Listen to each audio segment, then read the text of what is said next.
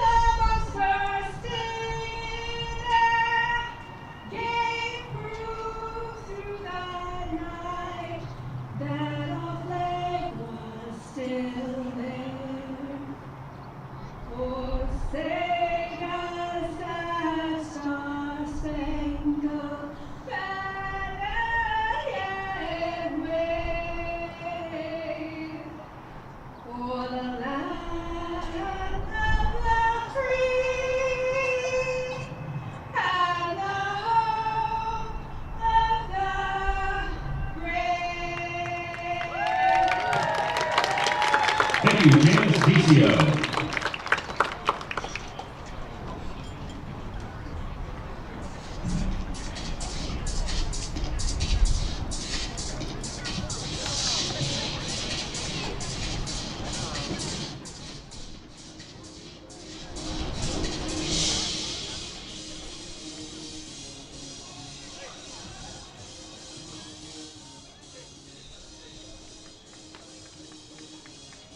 Bannerbank is the official bank of the Yakima Valley Pippins. Do you have a Bannerbank debit card? With it, you can receive 10% off at walk-up concession locations. Welcome into Yakima County Stadium and the Orchard here in Yakima, Washington, as the Pippins get set for the series finale against the Corvallis Knights on this windy Sunday afternoon. I'm Zach McKinstry.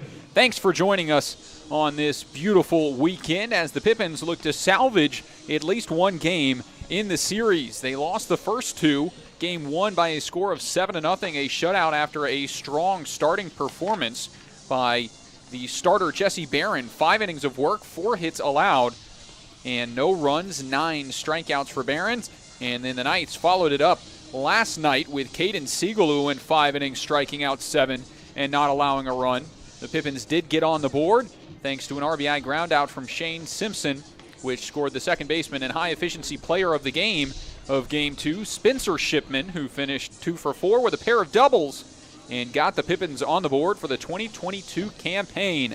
Tonight, the Pippins will turn to the starter, Daniel Sharon, who will get things going in this one. He takes the mound, the righty with some good experience out of Spokane Falls Community College and Pasco, Washington, a sophomore who attended Chiawana High School. First year at Spokane Falls in 2021. Had 10 appearances, 1 start, a 2-0 record in 20.1 innings of work, 4.87 ERA, 21 strikeouts to 12 walks.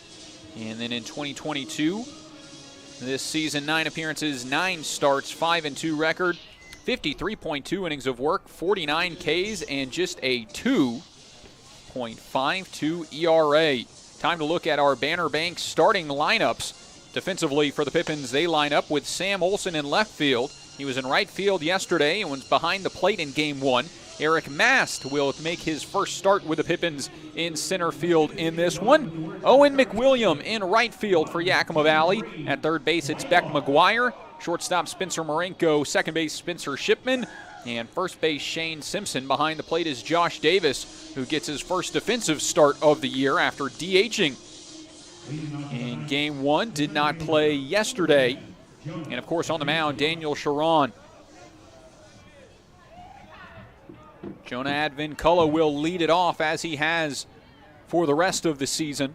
Earlier 2 games, he's a combined 1 for 6 with 4 walks, a pair of runs, and 2 for 3 on stolen base attempts. And the first pitch is high for ball 1, and we are officially underway. Advinculla leads it off for the Knights, followed by Spencer Scott, the shortstop. Ethan Lovelace, the right fielder, will bat third. Mason Lay, the DH, bats cleanup, as this one's now shot out towards center field, right at Eric Mast. And a quick start in the debut for Mast as he pulls it down for out number 1. James Anderson, the first baseman, bats 5th for Corvallis. Titus Dimitru, the left fielder, will bat 6th. And the 7-8-9, Jeremy Sangalang, the third baseman. Tyler Quinn, the catcher. And Eli Kinnell gets his first start of the year. 1 out now, and the right-handed hitting shortstop Spencer Scott will hit. First pitch to him. Breaking ball, which just misses low.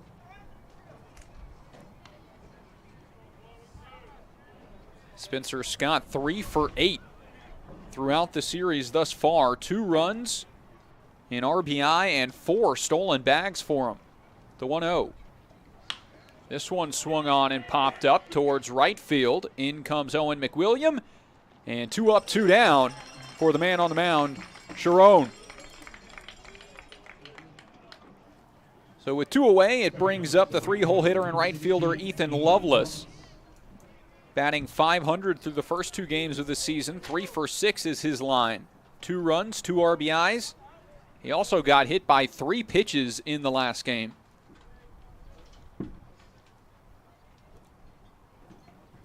And the first to him is on the inner half for strike one.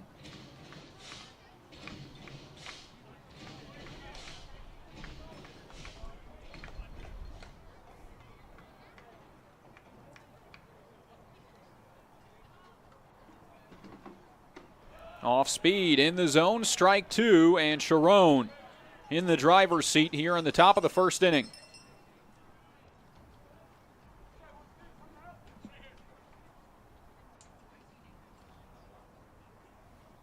Winds and delivers the 0-2.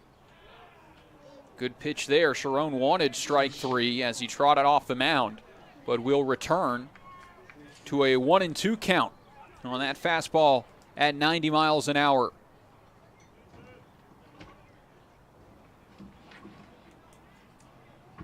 A 1-2. Breaking ball slips out of the hands, and he'll try again.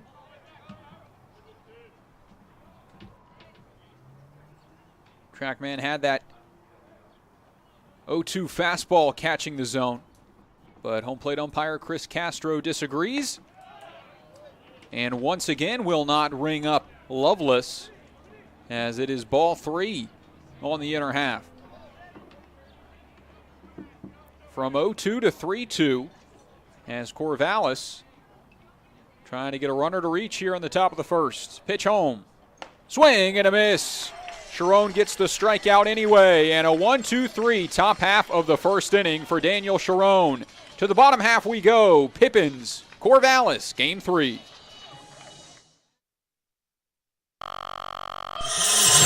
Started on your new career at Perry Tech. From AAS degrees in business technology and accounting and IT and communication systems to a fast 5-week professional truck driving program, acquire hands-on skills to help you reach your full potential. From financial aid to career services, the staff at Perry Tech are there to help you from start to finish. Take action today by calling Perry Tech 509-453-0374 or visit perrytech.edu.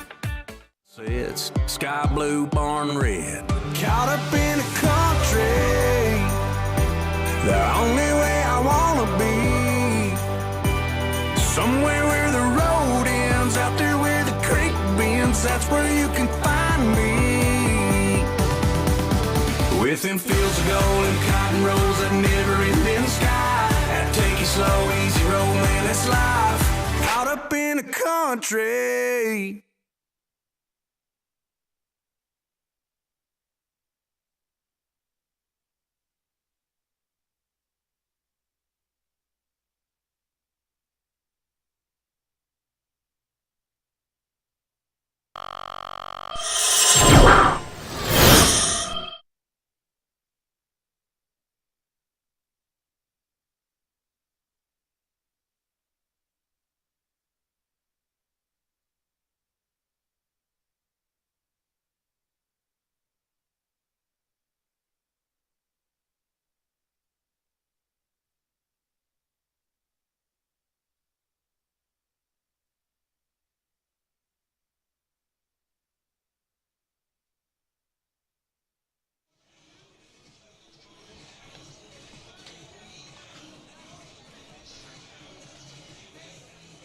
Leading off the right fielder, number 41, Owen McWilliams. Welcome back to Pippins Baseball YouTube as we start the bottom of the first inning. Owen McWilliams leads off for Yakima Valley as the Pippins trying to get the bats going. First pitch swinging, chopper left side, third baseman fields, and a long throw is in time, out number one. Quick start to the bottom of the first for the starter for Corvallis in game three. Nathan DeShriver gets the nod. Freshman at Gonzaga out of Silverdale, Washington, and Bainbridge High School. Was ranked among the top 100 2021 players in Washington by Max Preps and was also an outfielder. As the first misses to Spencer Shipman for ball one. Didn't get any playing time with Gonzaga this year as the Zags wrapped up their season today in the NCAA Regional. A strong performance from Gonzaga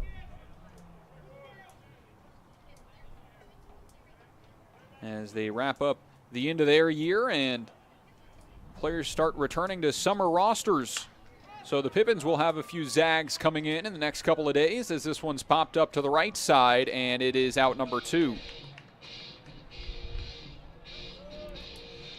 Time to look at the lineup for the Pippins at the plate. Owen McWilliam leads off in right field. Spencer Shipman, the second baseman. Sam Olson bats third in left. Shane Simpson, the cleanup hitter for the third straight game. Leighton Wagner, who pitched yesterday, he'll be DHing in this one, batting fifth. Josh Davis, the catcher, bats sixth. Eric Mast, in his debut, the center fielder, batting seventh. Beck McGuire bats eighth, and Spencer Marinko rounds out the order for Yakima Valley, as now it's Olson who starts ahead 1-0.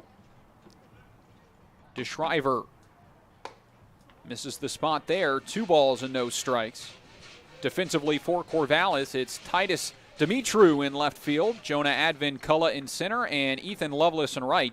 Jeremy Sangalang at third, Spencer Scott at short, Eli Kinnell at second, James Anderson at first, and Tyler Quinn returns behind the plate. Started game 1. As this one misses up and in, it's ball 4 and a 4-pitch walk.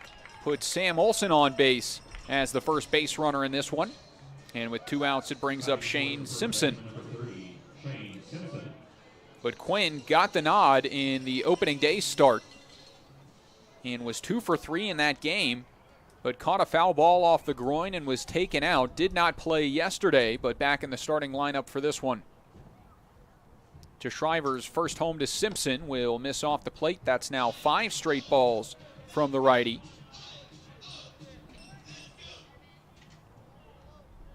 And Simpson steps back in. 3 for 8 through the first 2 games of the season with an RBI and a double. And now this one's shot out towards second. Eats up the second baseman Kinnell, but still makes the play as a nice recovery ends the first inning. Both teams scoreless through 1, 0-0 as we head to the second here in Yakima Valley and the Orchard. The time is now to get started on your new career at Perry Tech. From AAS degrees in business technology and accounting and IT and communication systems to a fast 5-week professional truck driving program, acquire hands-on skills to help you reach your full potential. From financial aid to career services, the staff at Perry Tech are there to help you from start to finish. Take action today by calling Perry Tech 509-453-0374 or visit perrytech.edu. It's sky blue, barn red. Caught up in a country, the only way I wanna be. Somewhere where the road ends, out there where the creek bends, that's where you can find me. Within fields of gold and cotton rows that never ending sky. That take it slow, easy road, man, it's life. Caught up in a country.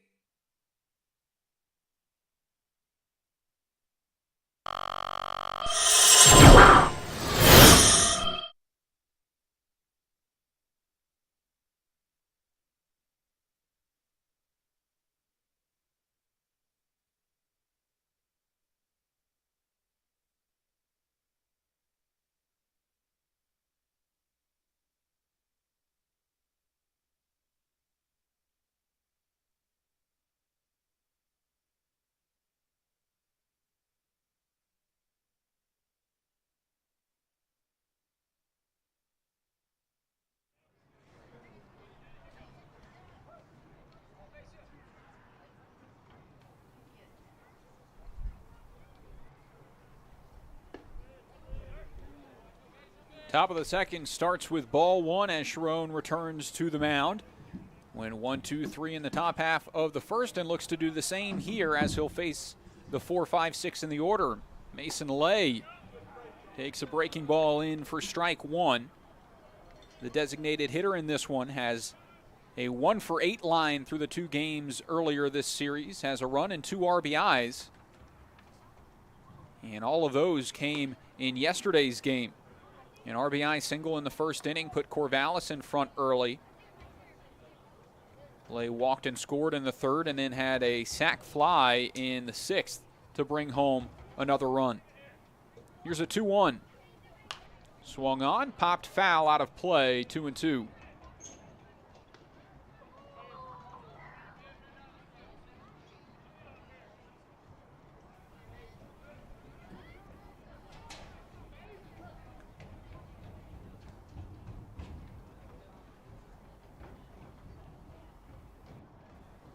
right, he comes set and comes home. The 2-2. Fouled back, and Lay stays alive.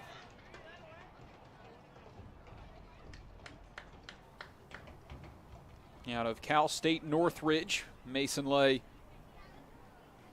from Culver City, California. Will have to protect again. And he does, fouled away.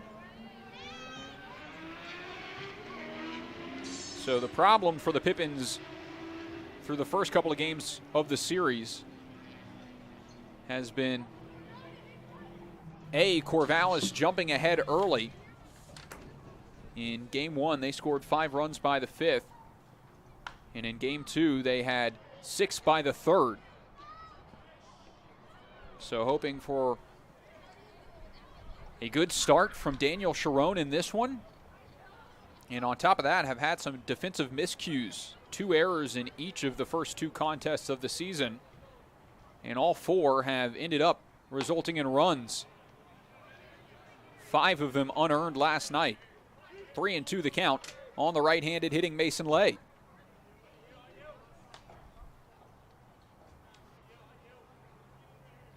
Sharon tries again. Swing and a miss. Good fastball on the outer half. Sits down the DH. And 2 strikeouts now for the starter as he has out number 1 here in the top of the second.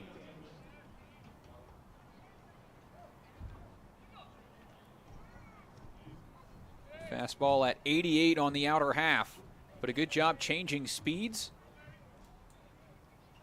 Mixing up the timing of the cleanup hitter and getting the strikeout. 1 down as James Anderson will step up to the plate and take ball 1. Corvallis native and has played all over for college ball. Skagit Valley College in 2020 and 2021. Prior to that, played at Western Oregon in 2018. As he watches this breaking ball in for a strike. And now at Montana State Billings. Still listed as a sophomore, as this one's popped foul straight back, 2-2. It's so hard to prepare for these games over the summer, trying to find the classes of guys with COVID getting mixed in and red shirt, all the eligibility rules. Hard to know, but Anderson certainly experienced at the collegiate level as he takes this one that just misses for ball 3, and the count goes full.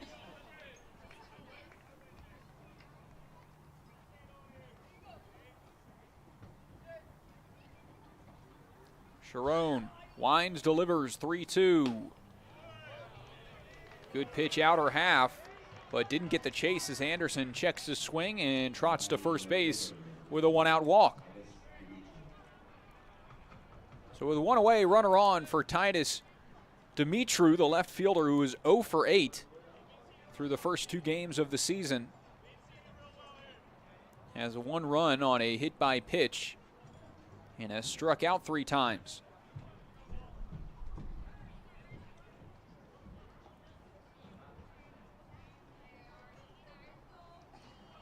The first from Sharon. Shot towards second, chance at 2, flip to short for 1, throw to first, in time, double play. 4-6-3 ends the top of the second, and once again Corvallis goes scoreless. Pippins coming up next on the Pippins Baseball YouTube. Never been easier at Bi-Mart. In-store or online, we're delivering more value than ever to our members. From direct mailed savings books, to digital savings guides, to everyone's favorite Lucky Number Tuesday. Plus, we're adding new ways to save with Bi-Mart's Buy It Online, Pick It Up in-store, new web-only items, and the ability to shop Cascade Farm and Outdoor and pick it up at your Bi-Mart store. More value, more products, more ways to save. Bi-Mart members save more time and money every day.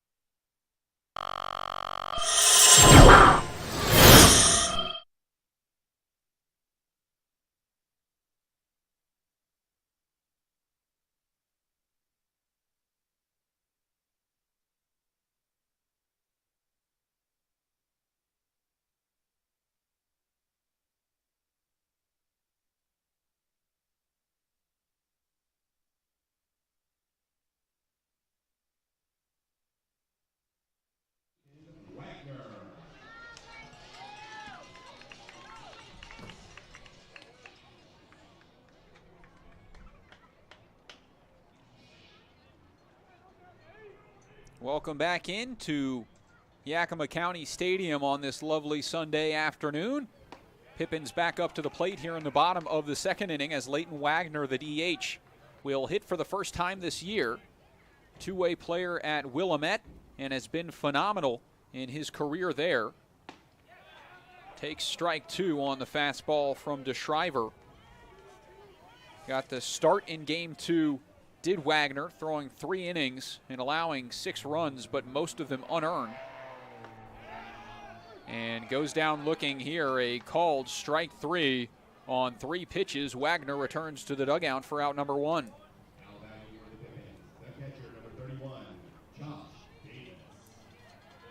In Wagner's start yesterday,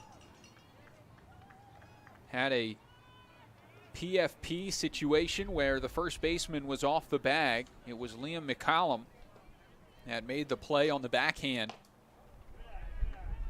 towards the second hole.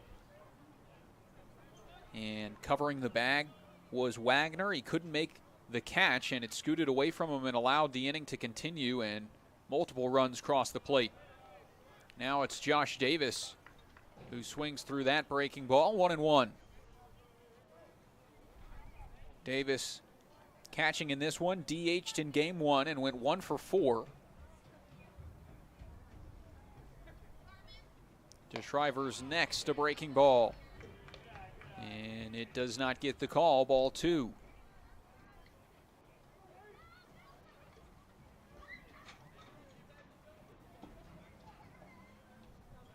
The next. Another breaking ball, but Davis spits on it, watches it in the dirt, and a hitter's count now 3-1 for number 31.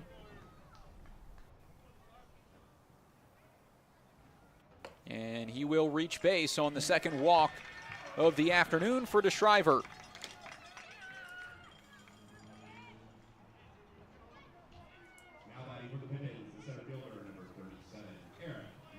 So with Josh Davis on base, Pippins fans get their first look at Eric Mast, the sophomore from Big Bend Community College in Spokane, Washington.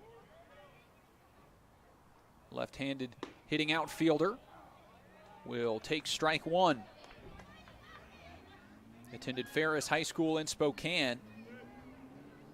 Out of high school, played at Central Arizona Junior College.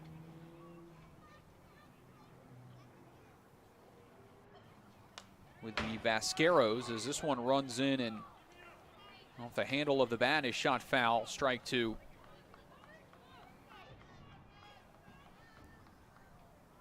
Couple of good seasons there before transferring to Big Bend Community College. Spent his last summer with the Pure Trappers in South Dakota as he takes this breaking ball just off the plate, and the count 1-2.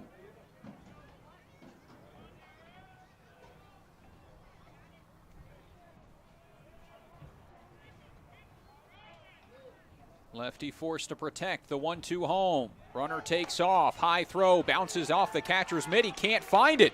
Davis, confused out there, will stay on the second base bag. Giving the signal to his head coach that he thought it was popped up. So he froze before he got to second. But luckily, disaster avoided. And he'll take the stolen bag as the count moves to 2-2.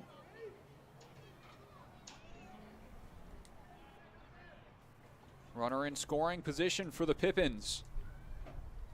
Looking to strike early, something they haven't done this series. 2-2, called, strike 3 on the outer half.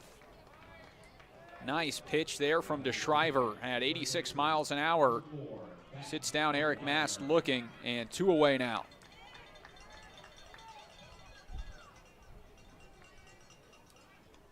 Second strikeout of the inning and the game for DeShriver. And he will pitch to Beck McGuire, the third baseman, here in the bottom of the second.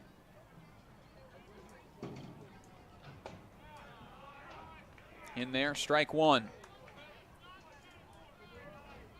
McGuire looking for his opportunity. Still looking for his first hit of the season. 0 for 6 through the first 2 games with 4 strikeouts in those 6 at-bats. It's reached once on a walk.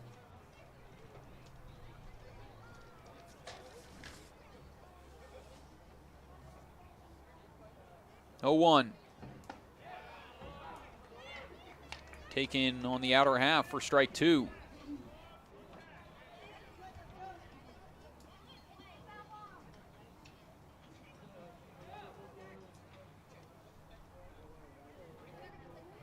So now McGuire in a hole. 0-2 the count. Pitch home. Shot foul, out of play.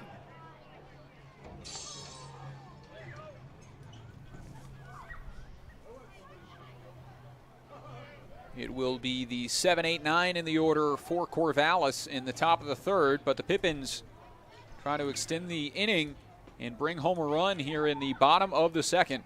Still looking for their first lead of the season. Not there as a called strike 3 sits down Beck McGuire.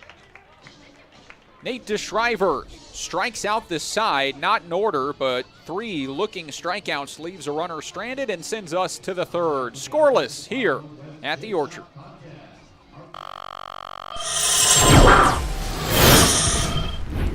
Who knew it was so difficult to find the right bank? I know. It's so confusing. And checking out your banking options? Oh, sounds overwhelming. The common certainty! Enough! With Banner Bank, it's easy to manage your finances, and help is here when you need it. Be gone, Cloud! Oh! Wait! Built for action, built for banking. Banner Bank. If we win the lottery, we'd remodel our home. We'd start with the kitchen.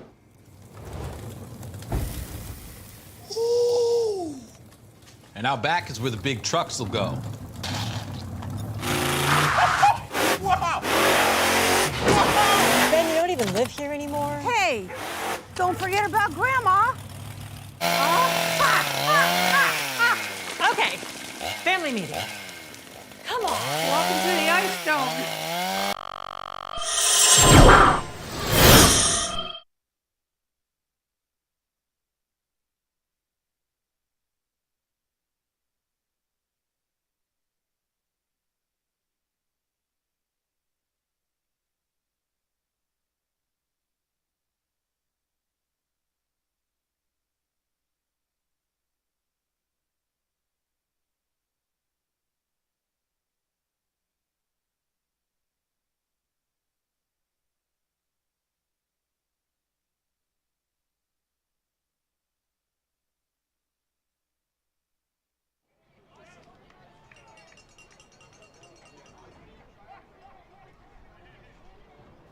Welcome back to Yakima Valley as the top of the third is set to start, but first some confusion as home plate umpire Chris Castro heads to the assistant coach Johnny Graham on the Pippins bench.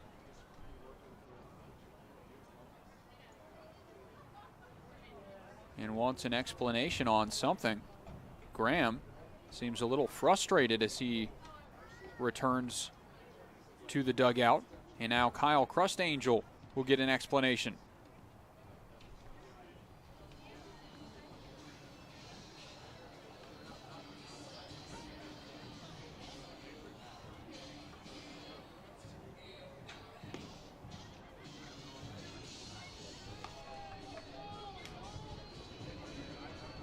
I was looking down at my notes, but this all looks like the result of an ejection. So I'll check.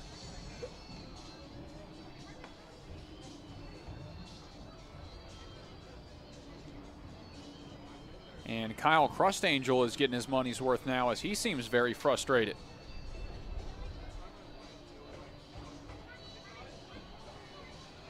So a lot going on here, and now Crustangel still pointing towards the first base bag, frustrated with something, while Daniel Sharon warms up. And as far as the strike zone here early in this game 3, it's been a little inconsistent.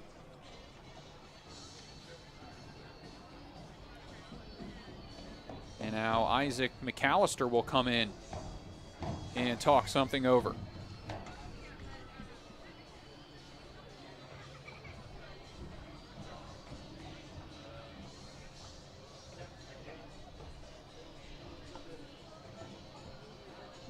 Conversation still continuing.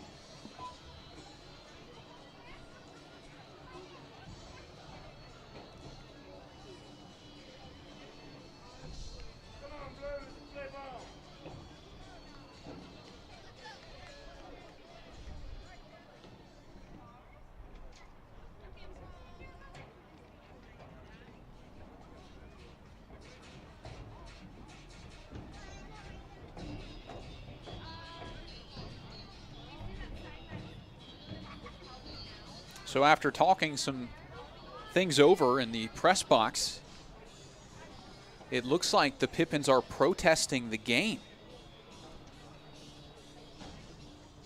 At least that's the rumor up here. As you can see, Chris Castro draw the P with his finger, but I don't understand why.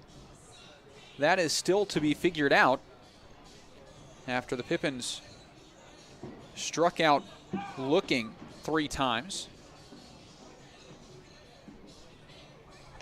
So I don't know if it could be on an out, on a play call, maybe the lineup card. But again, all speculation right now. And whatever it is, it has certainly frustrated the coaching staff of the Pippins.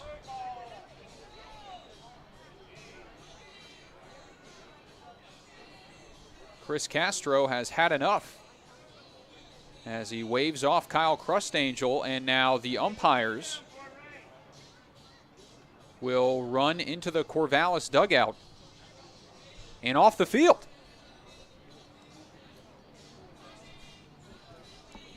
So still trying to receive word on what is going on. But of course, as soon as I know, you will too.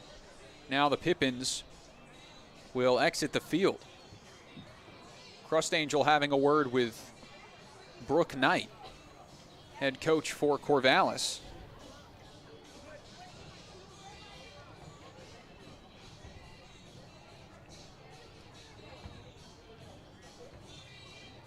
And the conversations continue as the whole team will meet on the mound and get to talk some things over. So while we got the time, we'll recap how we got to this point. In the top of the 3rd inning, Daniel Sharon has been good through the first 2 innings. Went 1-2-3 in the first. A 1-out walk in the second was shut down by a double play.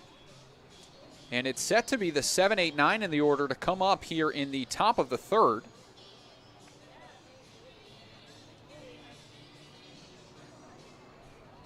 But some sort of distraction and protest from the Pippins dugout.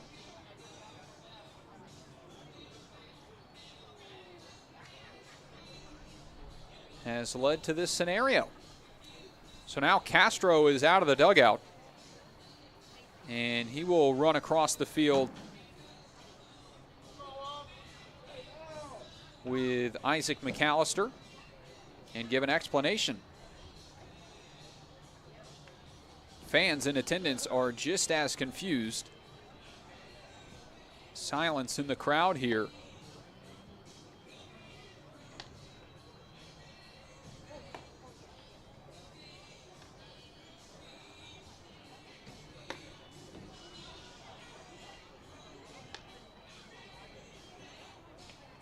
And Castro is livid with Kyle Crustangel. No body language expert, but that looks like the last straw.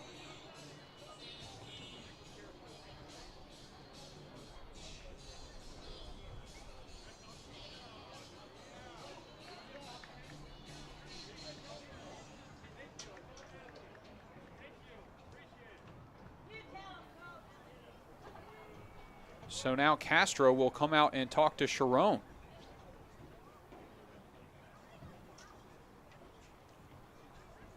Are they talking about how he comes set? Because it is unique. His windup is a lot more like a stretch with some movement. But again, all of this is speculation. Out of the loop here and waiting to be filled in. Strange scenario, but finally baseball will be played. Fans are ready to see another pitch as we open up the top of the 3rd. First from Sharon, misses upstairs for ball one as he faces Jeremy Sangalang, the third baseman.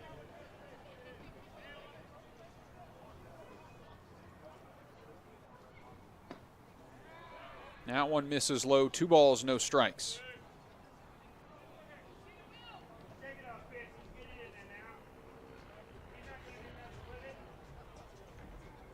Righty comes home again. Up and in, it misses.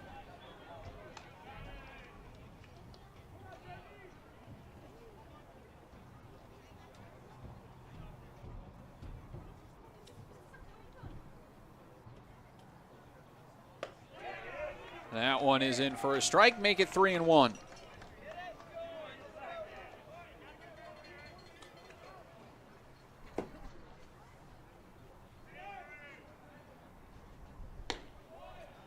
Ball 4 and a leadoff walk starts the top of the third inning.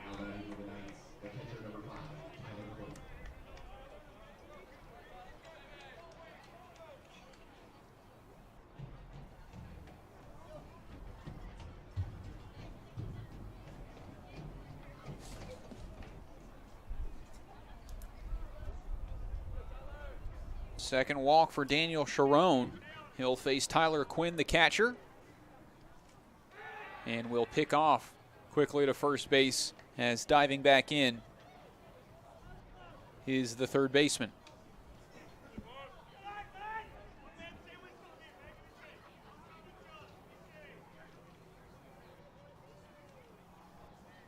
First pitch home to the catcher.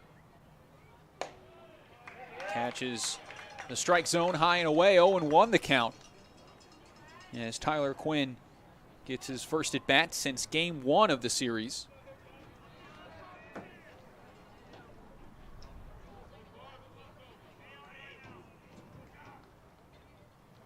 Another pickoff attempt keeps an eye on Sangalang.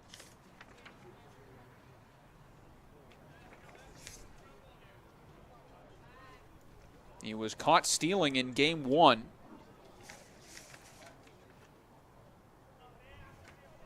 Gunned down by Sam Olson behind the plate.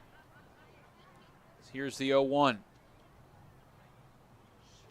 Check swing, it's in for a strike either way, 0-2.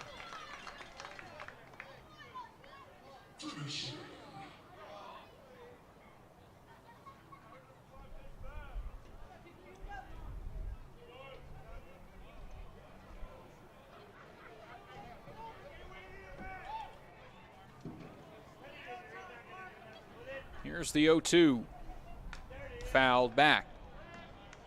So getting confirmation that the dispute to open up the top of the third was over a rule interpretation on Sharon's placement on the mound.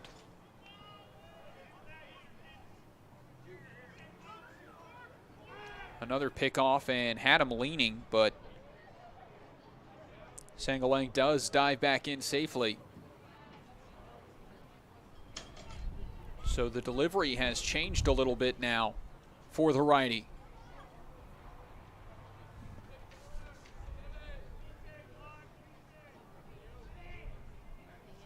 Swing and tipped into the mitt, a strikeout. That is the third of the game for Daniel Sharon.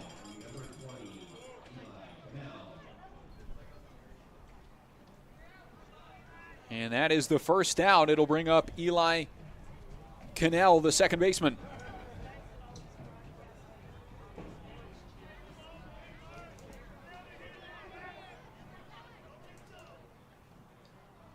First pitch breaking ball, drops in, a beauty for strike 1.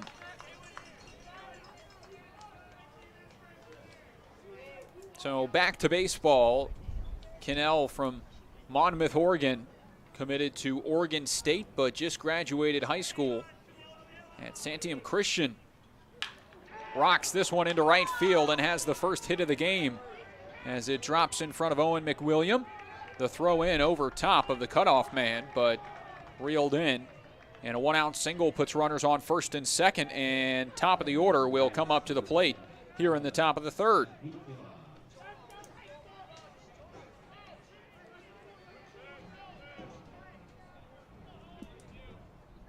Sharon will now have a word with Josh Davis.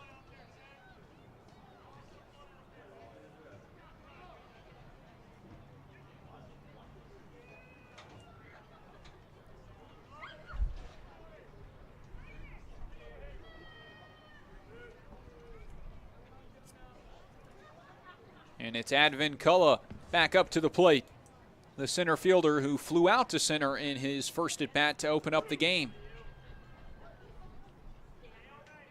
Sharon got a double play to end the top of the second. He certainly wouldn't mind another here as a breaking ball drops into the zone to start ahead on the leadoff hitter. Advin Cullen 1 for 7 on the season.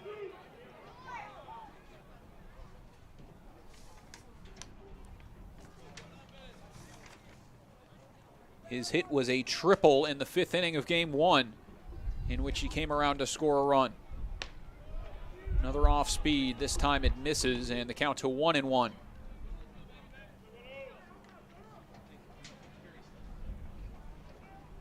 Sharon has topped out on that fastball at 90 miles an hour thus far, and that off speed was 66.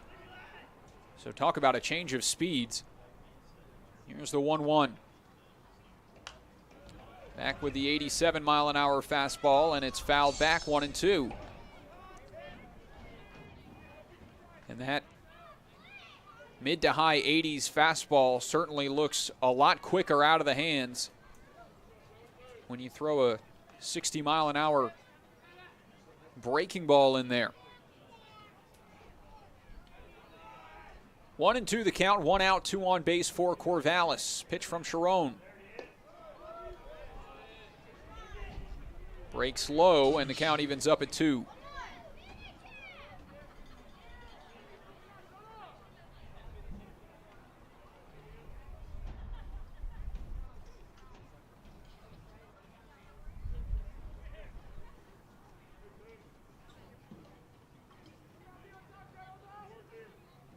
Here's a 2-2.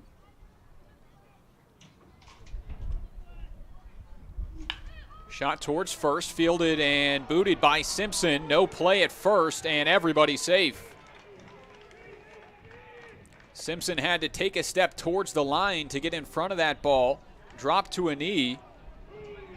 Hopped off the dirt and off of his leg and scooted away. It's the 5th error of the season for the Pippins, and it loads the bases with 1 out.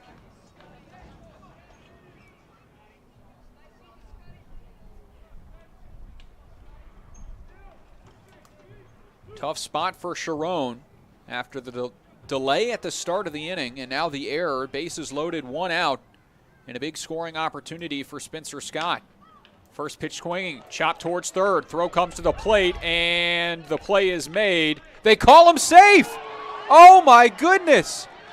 They call him safe at the plate. Unbelievable. The home plate umpire says Davis was off the bag, and then the tag was not in time. He did both just to play it safe. Crust Angel has got to be furious, was already on a short leash after the fiasco in the top of the 3rd inning. And all Crust Angel can do is ask for help. If Isaac McAllister had a better view from his field position, he could ask for help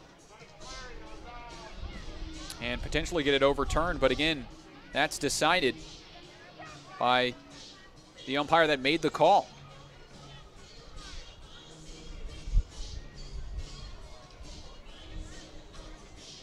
What a wild top of the 3rd inning, just when everything was going smooth.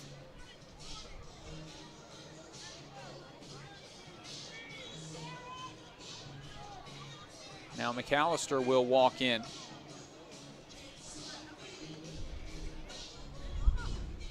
And help will not be granted. That is unbelievable. That the first run of the game scores in that matter. So it will have to be ruled an error, you would assume, against Josh Davis for coming off the bag. But I'm sure many watching that one back right now. So it is a 1-0 lead for Corvallis. In this top of the third, bases remain loaded with one out, and the first pitch misses inside for a ball.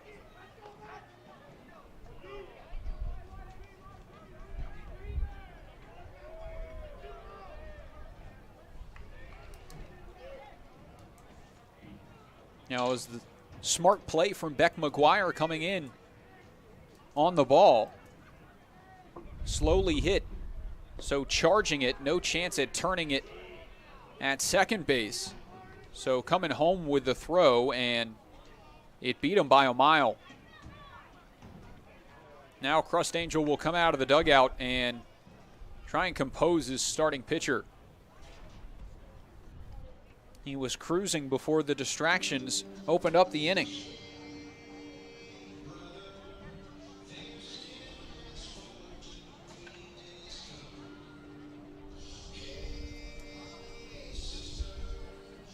As it stands, it's a 2-0 count on Ethan Lovelace, the right fielder, with the bases loaded and one out, and Corvallis leads 1-0.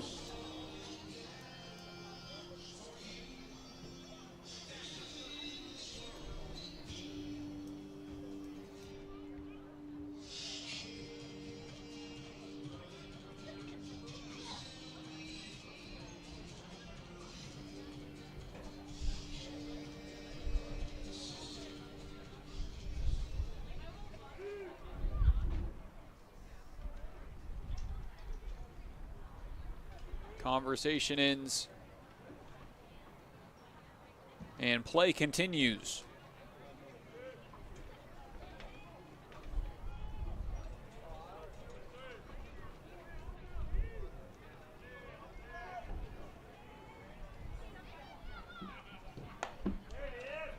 First pitch strike out of the mound visit, so the count to 2-1.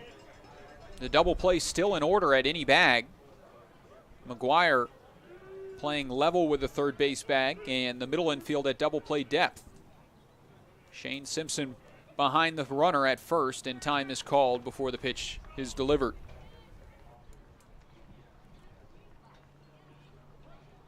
Fans certainly issued their displeasures with the call at the plate.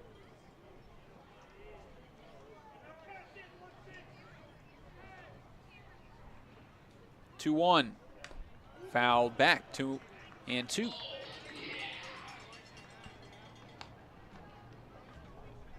For the Pippins in the bottom of the third inning, if we ever reach the bottom of the third, it'll be the 9-1-2 in the order. Spencer Marinko, the shortstop, to lead off. And then back to the top. But Sharon trying to flush everything else this inning and get the final 2 outs of this top of the third. Out of the stretch, he brings home a 2-2. This one teed off, but foul. As Lovelace turns around on that low breaking ball. Came in at 69 miles an hour and exited at 95.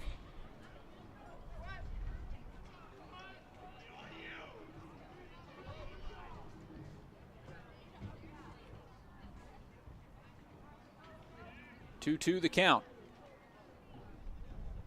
Swinging, ground ball, right side, it's through for a base hit. 1 run scores easily, and another will score as well. 2 RBI base hit for Ethan Lovelace, and Corvallis extends the lead to 3.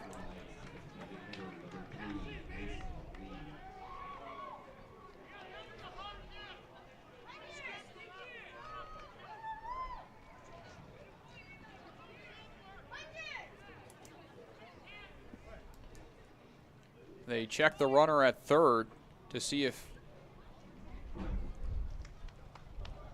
Spencer Scott touched the third base bag when he rounded, and the check is appealed.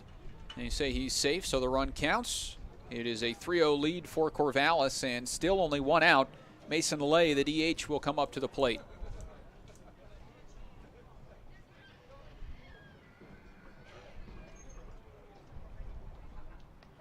Once again, runs scoring on errors.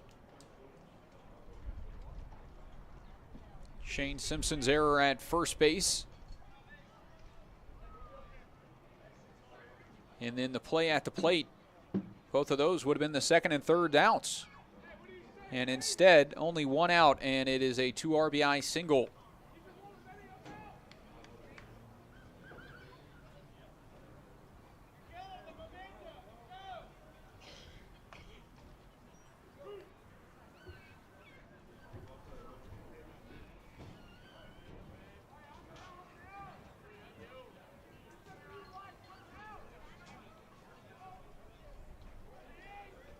First pitch home from Sharon, fouled back.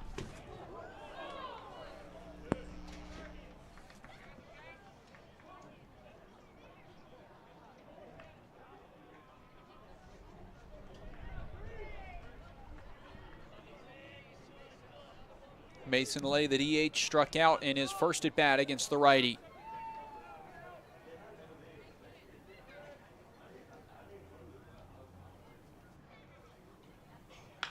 Oh, 1 shot out into the gap, and that one is tailing towards the wall. It drops down. Cut off before it hits the wall, but it will clear the bases. No throw to the plate. It's a 3 RBI double. Or excuse me, just the 2 RBIs as Lovelace and Cannell come around to score. 5-0 the lead for Corvallis.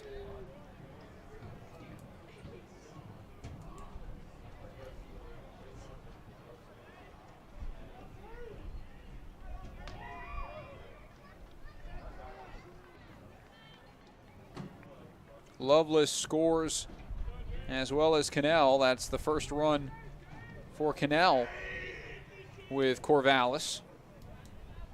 And for the second straight game, it is a 5-run third inning. 1 out, runner on second. Sharon comes home. Fouled back.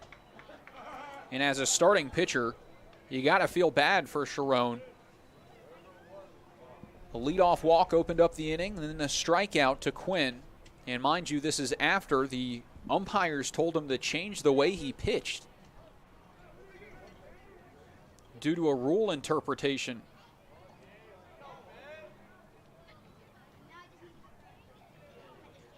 Oh, 1.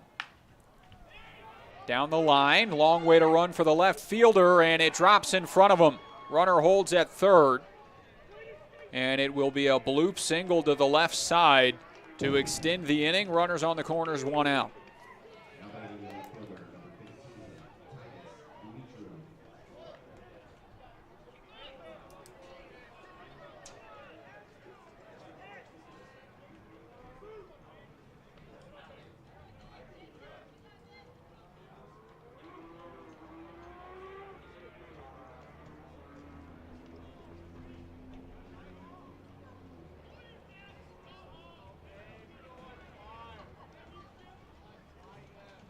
One out, runners on first and third for the 9th hitter of the inning, Titus Dumitru.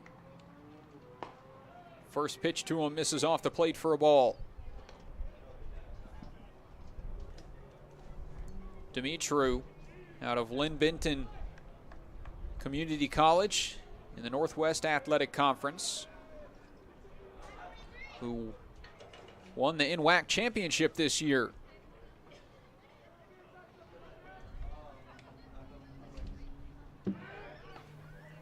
Dumitru in his first year with the Roadrunners.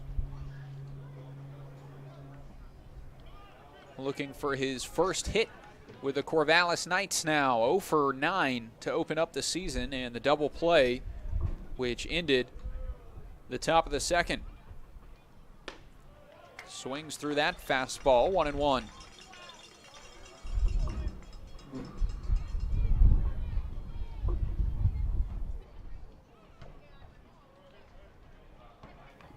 Wind picking up towards right center field, blowing out.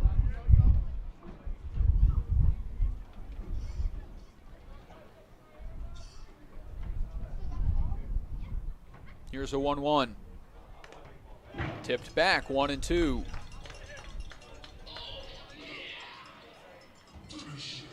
Jeremy Sangalang in the on-deck circle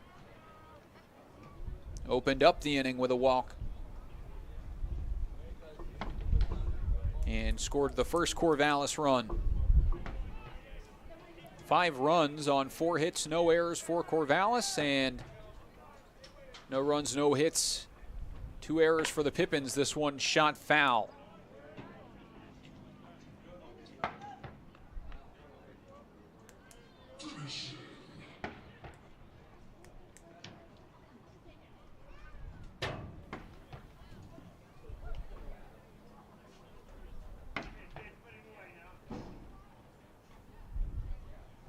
Sharon tries again, 1-2 pickoff to first base, and diving back in is Anderson. Anderson was caught stealing yesterday and had a stolen bag in game 1. Jake Borst behind the plate in game 2 had a pair of caught stealings.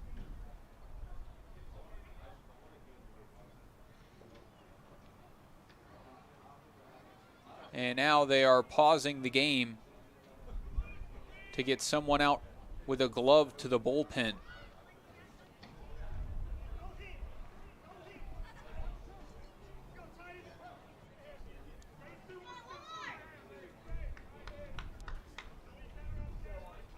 All right, 1-2. 1 out, runners on the corner. Sharon tries again. Off the plate, nice pick by Davis. Anderson was well off the first base bag, reading the ball in the dirt, but sprinted back to first on the scoop from Josh Davis. Saves a run in the count to 2-2.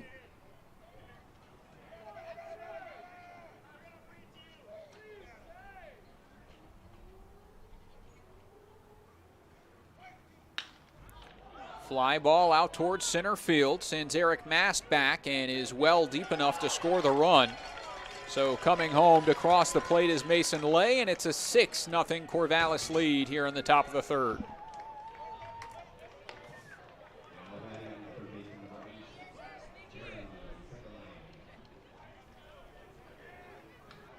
First RBI of the campaign for Dimitru. As Anderson stands put at first base. Sangalang comes up for the second time this inning. First pitch in for a strike.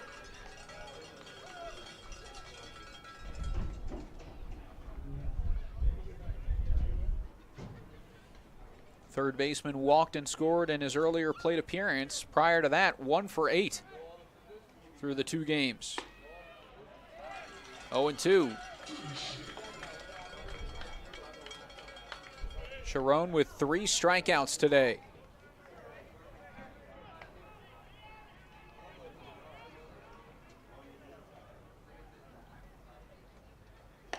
Oh, 2 upstairs, delayed steal. Davis's throw down off the second base bag and back towards the grass.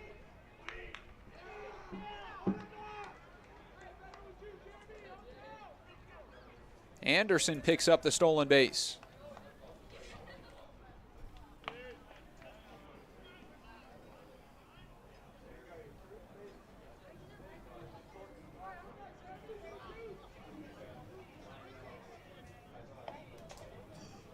Still ahead in the count, Sharon, 1-2 home. Late swing and a defensive swing pushed foul to give Sangalang another life.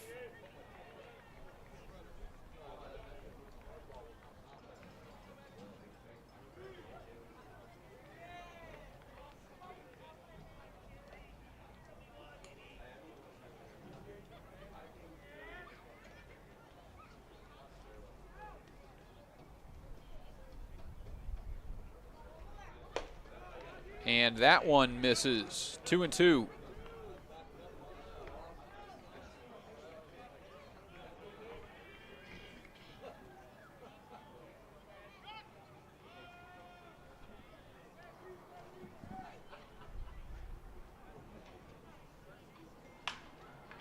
Foul to the right side.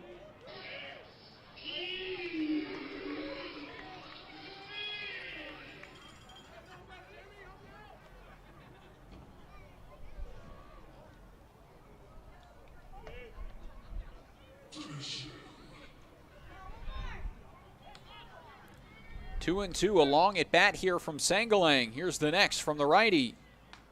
Breaking ball, poked away.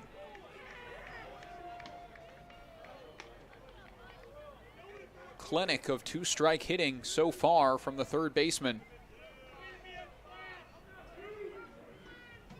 From Fox University.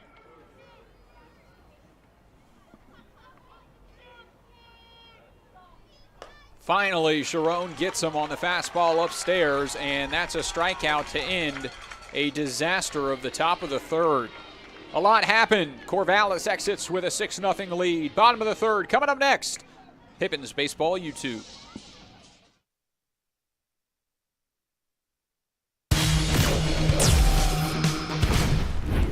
Who knew it was so difficult to find the right bank? I know. It's so confusing.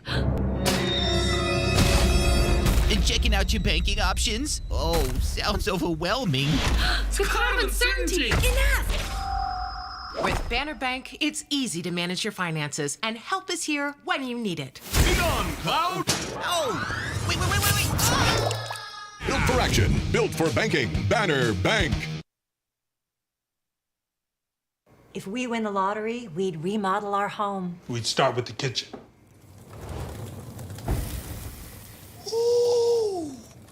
And out back is where the big trucks will go. Wow! Ben, you don't even live here anymore? Hey, don't forget about Grandma. Okay, family meeting. Come on. Welcome to the Ice Dome.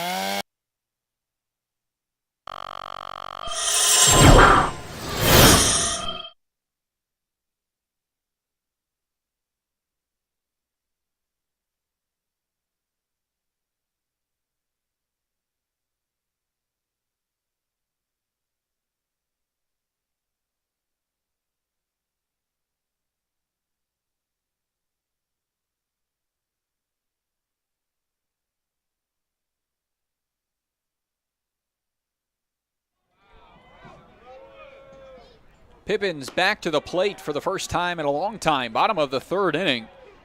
And it's Spencer Marinko to lead things off, the 9-hole hitter and shortstop for Yakima Valley. Marinko looking for his first hit of the season. Starts ahead 2-0 as DeShriver. It has been a while for him since he's been on the mound, and we'll see if that long top of the third delays how he's been pitching. 2-0. 3-0. Has walked two batters already in this one, but worked around the one-out walk in the second by sandwiching it with 3 strikeouts. 3-0. Taken all the way, and it's in for a strike. It moves to 3-1.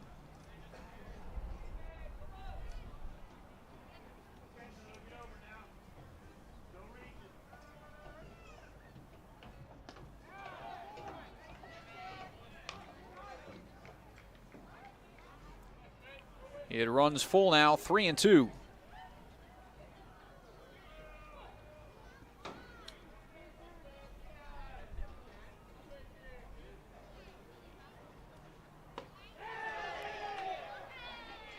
They say he went, and it's a strikeout.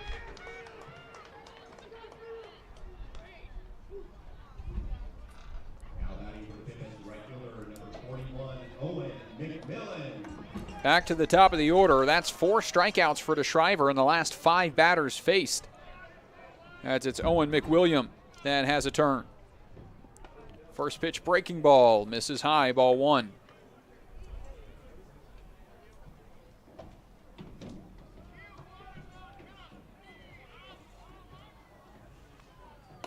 Upstairs, 2-0. Had some quick games for the first 2 games of the series. Right around 3 hours in game 1 and 2 hours, 38 minutes last night.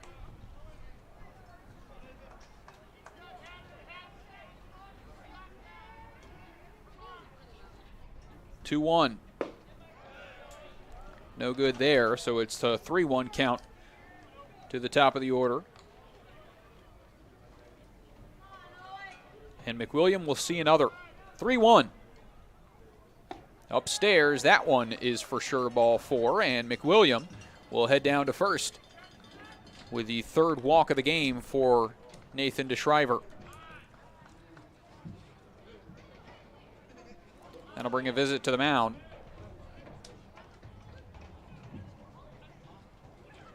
And the coach heading out there doesn't even want Tyler Quinn to visit. So just a one-on-one between DeShriver and the skipper. It is a 6-0 lead for Corvallis here in the bottom of the third inning. 4 hits for the Knights.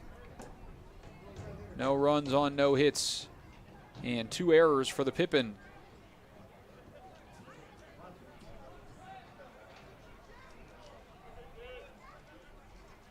It's Spencer Shipman now, the second baseman.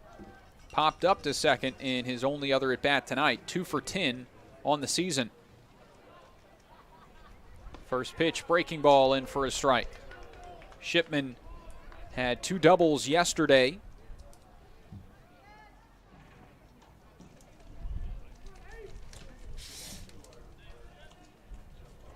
Transfer from Portland to YVC. Pops this one up to the right side once again. Out is the second baseman. In is Ethan Lovelace, and he makes the catch. And 2 away.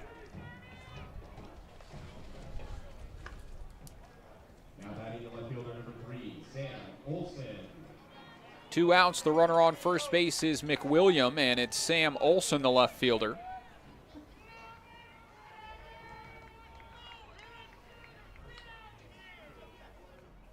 Olson walked in the first inning. Starts ahead in the count, 1-0 here.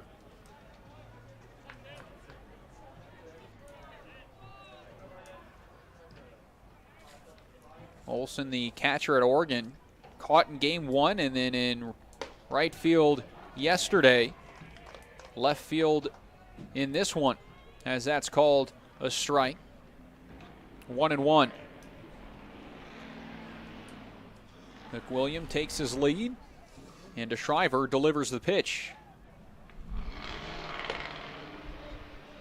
Misses, 2-1 the count.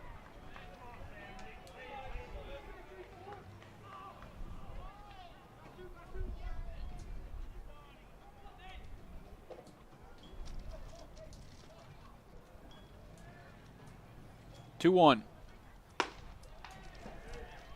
Pops the mitt upstairs. And a 3-1 count.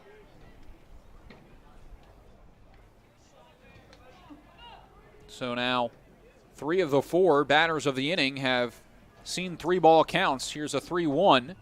Swung on and a rocket back up the middle, but again right at Advincula, and he pulls down the final out. Good contact as it found the barrel of Sam Olson, but nothing doing as the Pippins go scoreless here in the bottom of the third. To the 4th inning we go. 6-0 the score. Corvallis in front.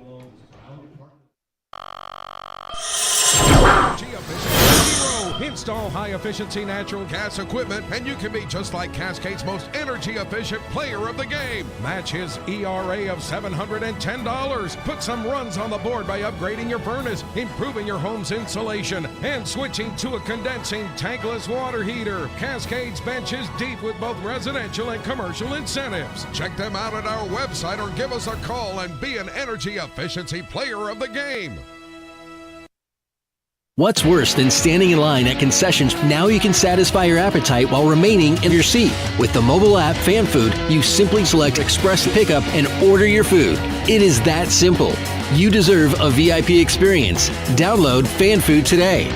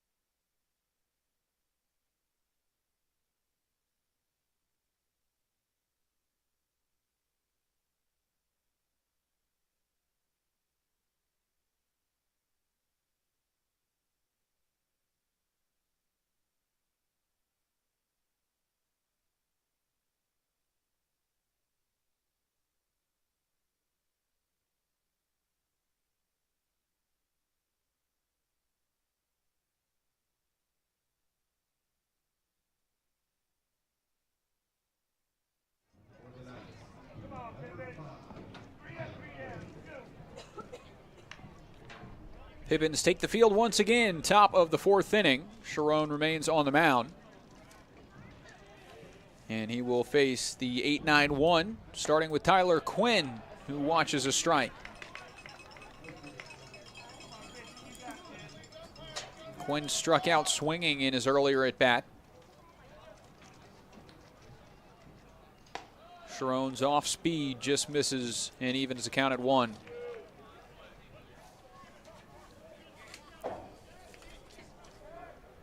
The Pippins starting 0-2 and Corvallis starting 2-0. The Knights lead the South Division with their 2-0 record. Bend 1-0 behind them. Portland 3-2 in third. Cowlitz at 1-1. Ridgefield at 1-1. Walla Walla is 1-1. Springfield is 2-3. And the Pippins searching for their first win in this one. On the north side, it is the Kamloops North Paws at 4-1 to open up the season.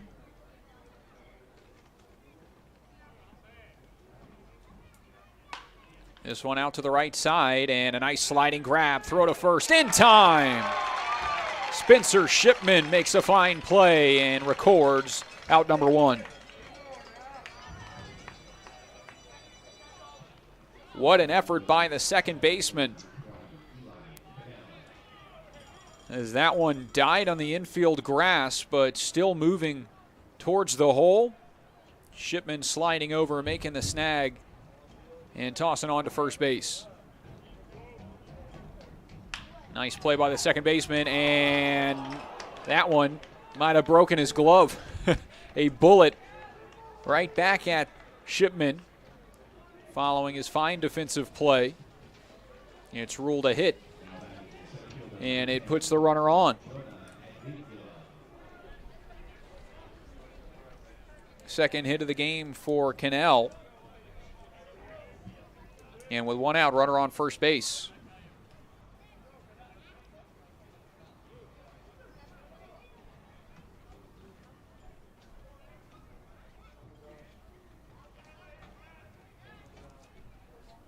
Top of the order, Advincula, first pitch to him.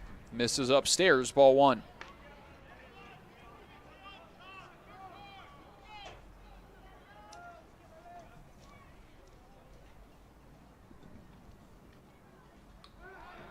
After that long top of the third, Sharon has a high pitch count. There are some Pippins warming up in the bullpen.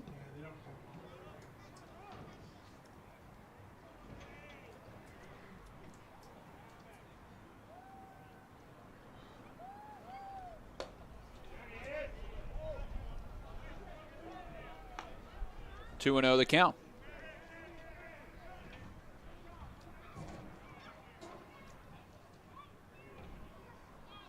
Advincula reached on the error by Shane Simpson in the third and flew out to center in his other at bat.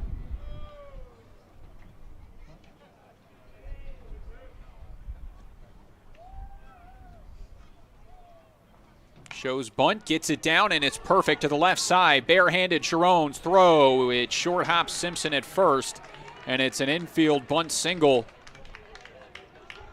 for Advincula.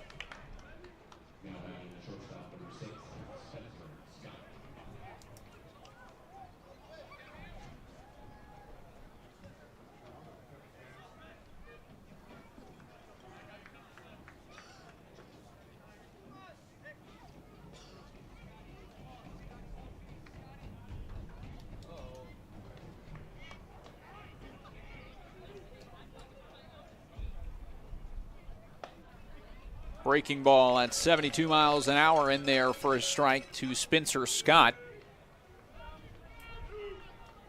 whose last at-bat was surrounded by controversy, as his ground ball to Beck McGuire looked like it would get the runner at the plate, but Josh Davis ruled off the plate. Swing and a miss here, the count to 0-2.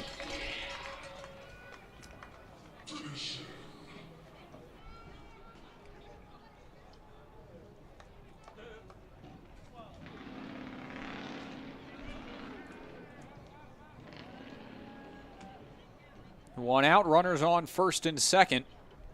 And an 0-2 count as Sharon delivers. Ground ball towards third base again, and it might have hit a rock as it looked like it was going foul, then cut back. So McGuire dove and snagged it before it got back to fair territory.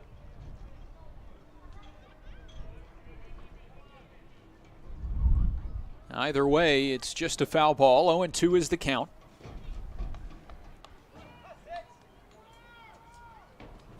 And the righty will try again. Popped out of play.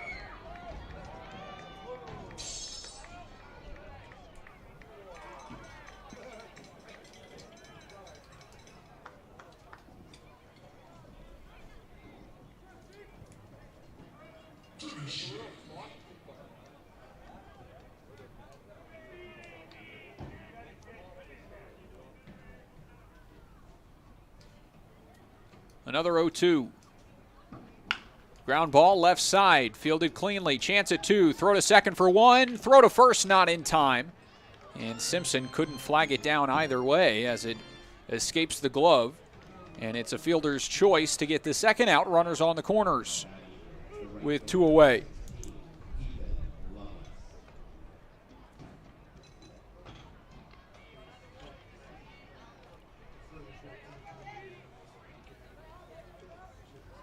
Up to third goes Cannell, and it's Ethan Lovelace, the right fielder, who drove in 2 with his single to the right side and his last at bat.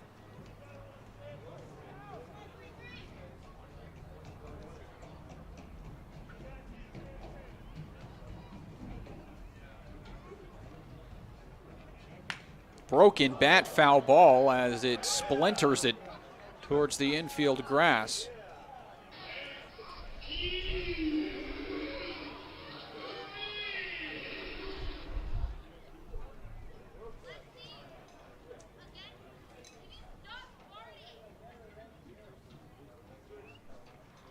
And Lovelace returns with a new twig.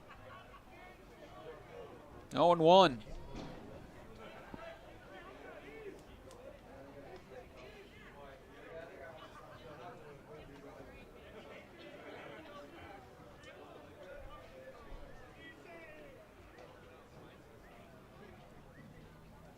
Pitch home from the righty.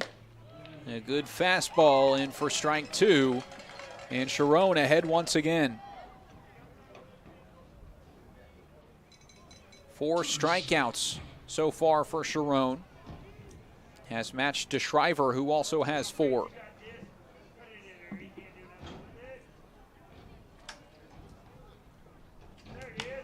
Pop up left side, foul territory. McGuire over, makes the play and ends the inning. Nice bounce back inning from Daniel Sharon as he leaves Corvallis scoreless. To the bottom of the 4th we go, 6-0 as the Pippins bats come up to the plate.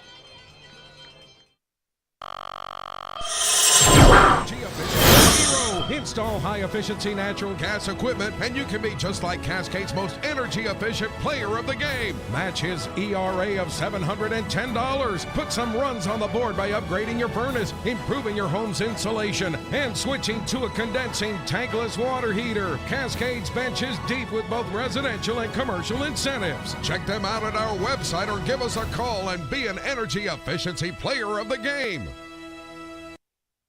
What's worse than standing in line at concessions? Now you can satisfy your appetite while remaining in your seat. With the mobile app Fan Food, you simply select Express Pickup and order your food. It is that simple. You deserve a VIP experience. Download Fan Food today.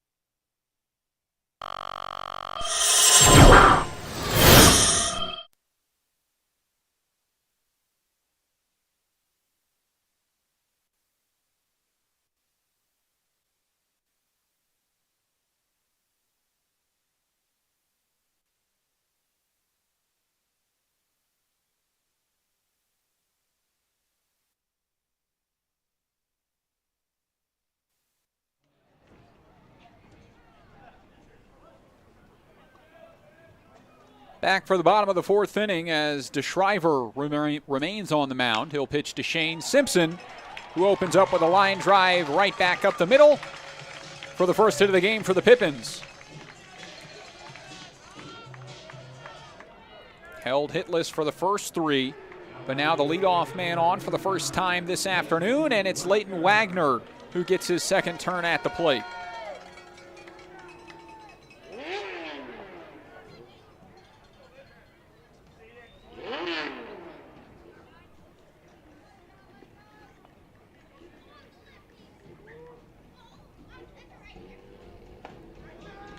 First pitch in for a strike on Wagner. He struck out looking on 3 pitches in his first at bat.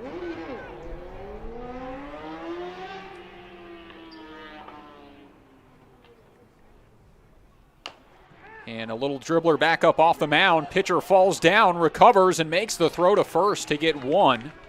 As up to second goes Shane Simpson. Slipped on the dirt coming off the mound. But nice composure from Nathan DeShriver to recover, grab the ball, and throw out Leighton Wagner.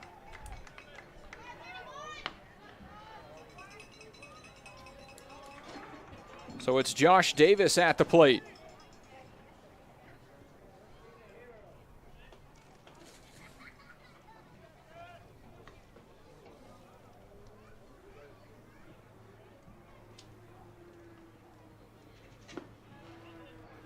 He'll start ahead in the count, 1-0. DeShriver has done a good job of limiting damage today, but a lot of his at-bats have started with first pitch balls. Hasn't bothered him too much as Pippins just got their first hit, and they remain scoreless to this point as this one in the dirt, throw down to third is not in time. Nice read by Shane Simpson as he takes the bag.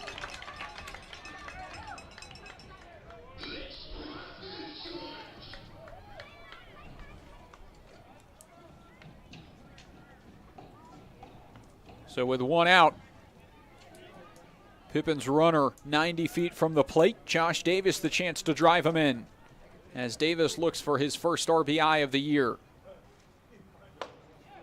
Swings through that fastball and the count to 2-1.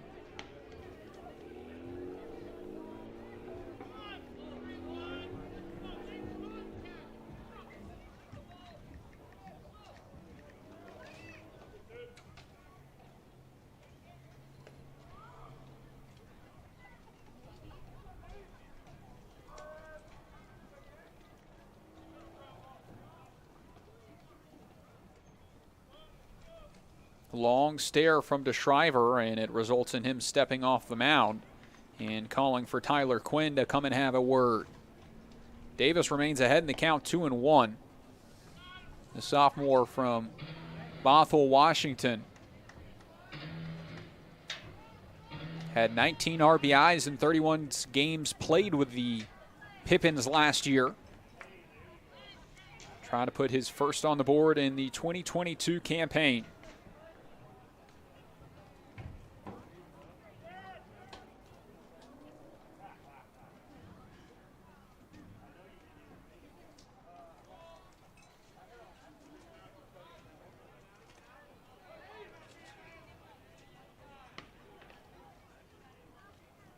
Two one. Fly ball right side, out of play. 2-2.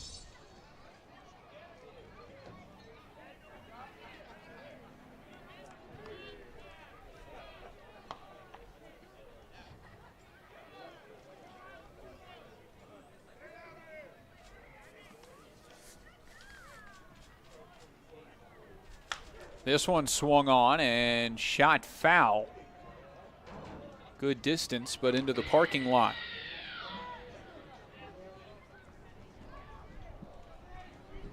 Count remains 2-2, and Davis will have to protect. Eric Mast in the on-deck circle. Well off the plate, and the count runs full. 3 balls, 2 strikes to the sophomore catcher.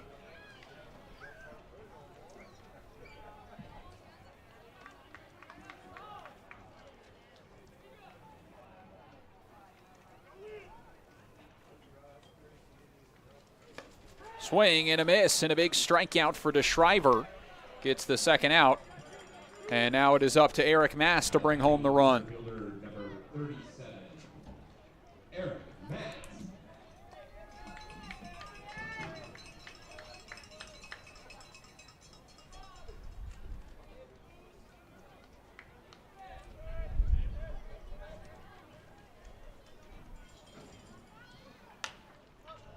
This one's popped up to the left side and tails out of play towards lefties.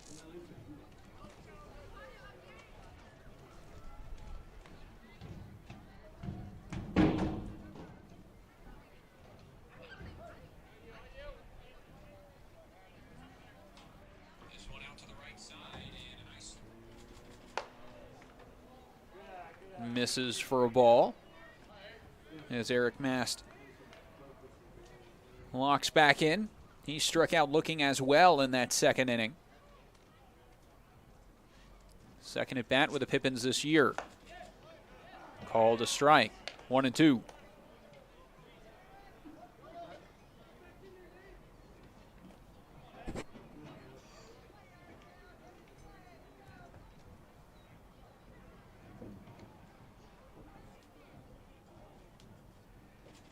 Swing and a miss, and DeShriver strikes out 2 in a row and leaves the leadoff single stranded at third base as we head to the 5th inning. Pippins still scoreless. Top of the 5th coming up next on Pippins Baseball YouTube. The time is now to get started on your new career at Perry Tech. From AAS degrees in business technology and accounting and IT and communication systems to a fast 5-week professional truck driving program, acquire hands-on skills to help you reach your full potential. From financial aid to career services, the staff at Perry Tech are there to help you from start to finish. Take action today by calling Perry Tech 509-453-0374 or visit perrytech.edu. It's sky blue, barn red. Caught up in a country, the only way I wanna be. Somewhere where the road ends, out there where the creek bends, that's where you can find me. With them fields of gold and cotton rows, that never-ending sky. That take it slow, easy road, man, that's life. Caught up in a country.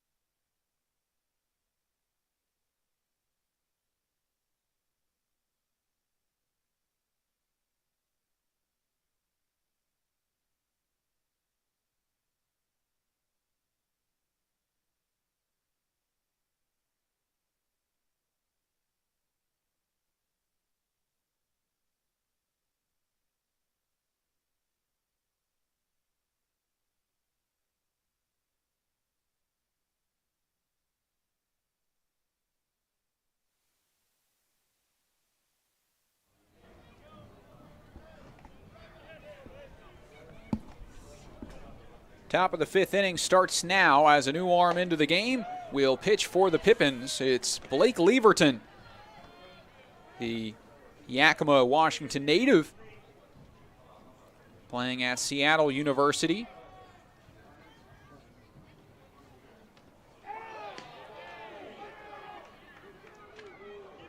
And this one gets a piece of Josh Davis in a tough spot.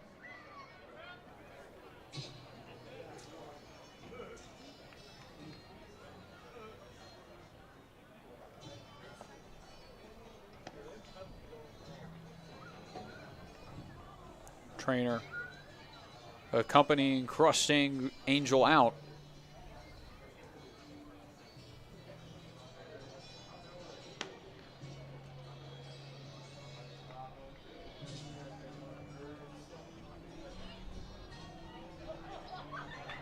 as he regroups.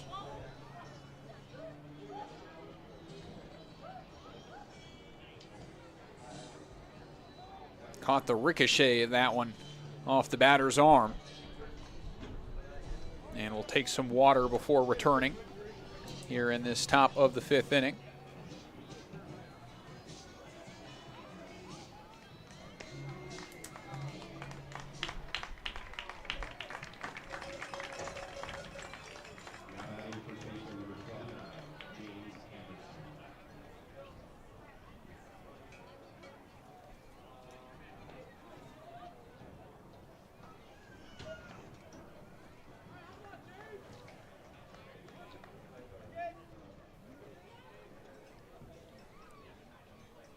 Play resumes. The first pitch back is high for ball 1 on the next hitter, James Anderson, the first baseman, who has walked and singled so far in this one. Leverton, the freshman at Seattle University, and a varsity letter winner from West Valley High School, has this one sent out to right field and deep. Back towards the wall, running out of room. It's off the wall in the air. Extra bases here for Anderson, rounding third and coming home. The throw in is to nobody. And an RBI double for James Anderson brings home the game's 7th run, and it is another 7-0 lead for Corvallis.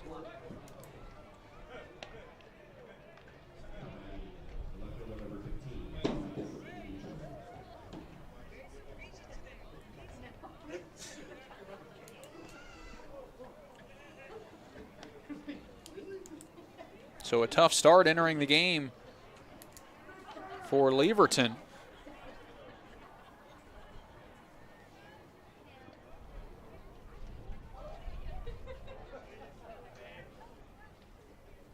As the hit by pitch is followed by the RBI double, and now it's Dimitru who fouls this one back for strike 1.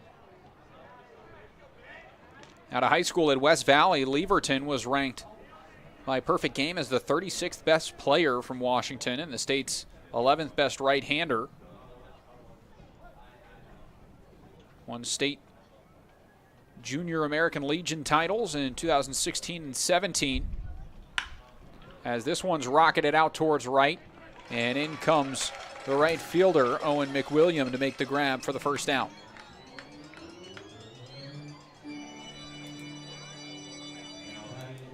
.100 off the bat of Dimitru.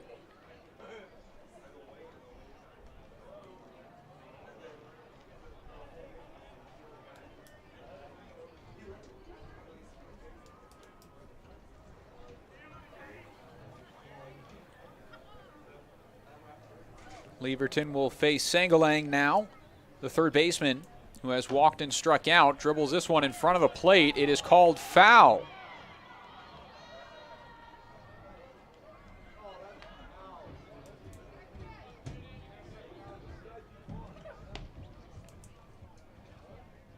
So the count 0-1 instead of being 2 away. Anderson will have to return to second base, and Leverton will try again.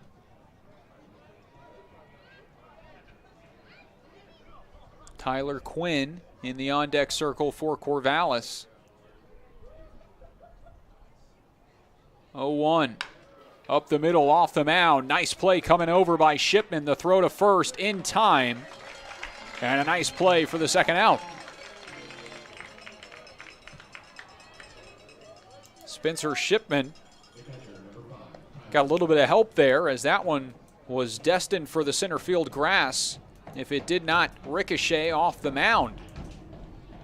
Popped up off the mound and slowed down a little bit, allowed Shipman to get over and field it on the backhand to the left of the second base bag. But now a wild pitch scoots away from Davis and brings home another run.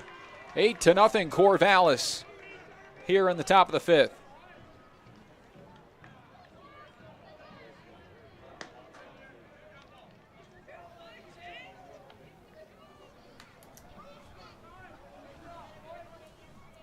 So for the third straight game, 7 runs or more put up in the first 5 innings by Corvallis.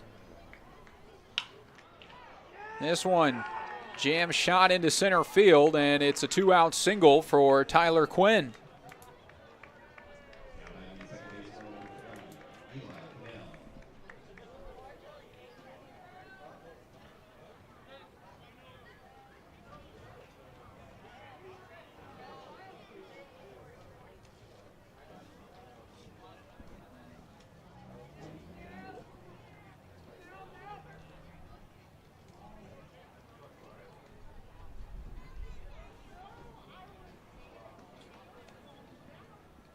Leverton will try against Cannell here and find the strike zone to move it to 0-1. Games around the league, Ridgefield Raptors played a football game against Walla Walla, 23-12 the final in that one.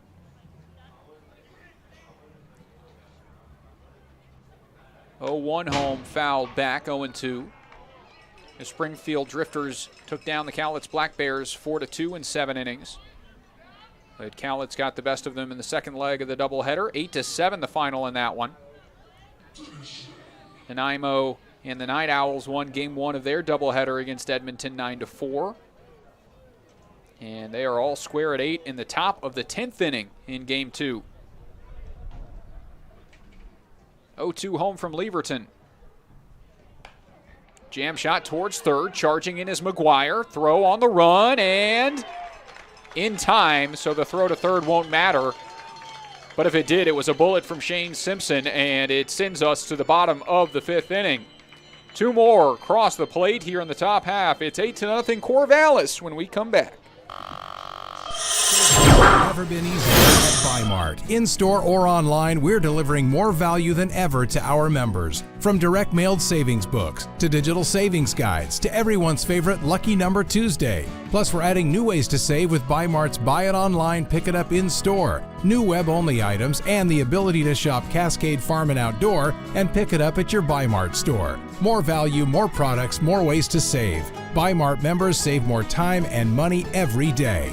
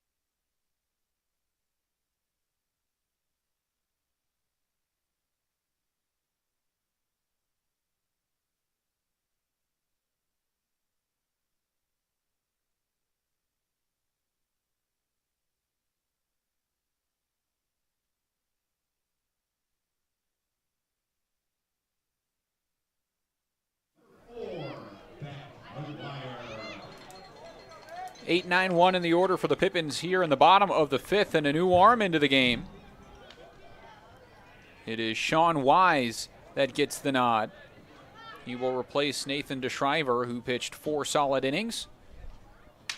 And a broken bat jam shot towards second is under the glove of Eli Cannell and will allow McGuire to reach.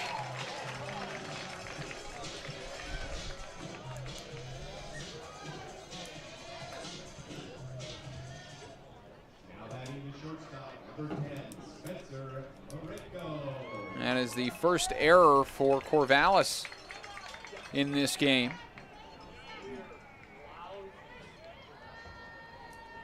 And it puts McGuire on base. As Spencer Marinko will hit. First pitch swinging, he fouls it back, 0-1.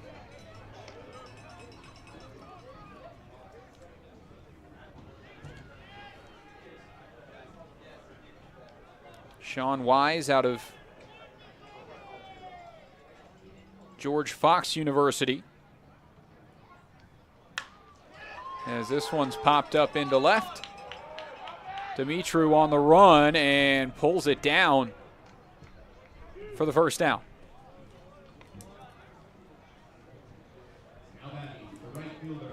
Wise from Canby, Oregon, graduated Canby High School in 2019.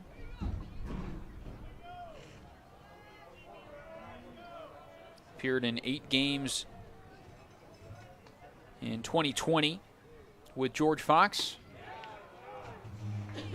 11.2 innings of work, 13 strikeouts, 4.63 ERA in his true freshman season.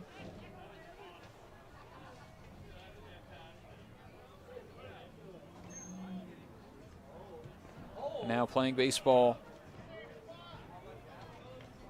at the University of Hawaii.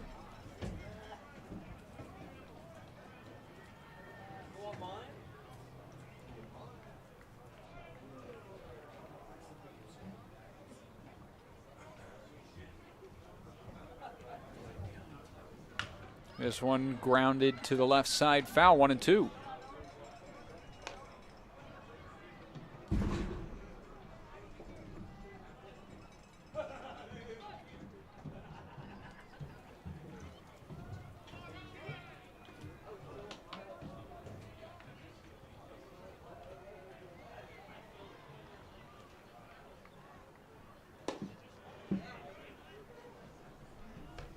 Two and two the count.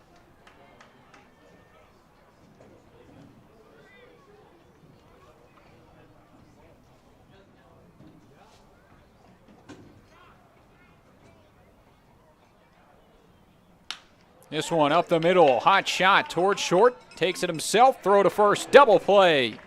Spencer Scott rolls it up, and the bottom of the 5th comes to an end as the Pippins go scoreless. To the 6th inning we go, 8-0, Corvallis in front.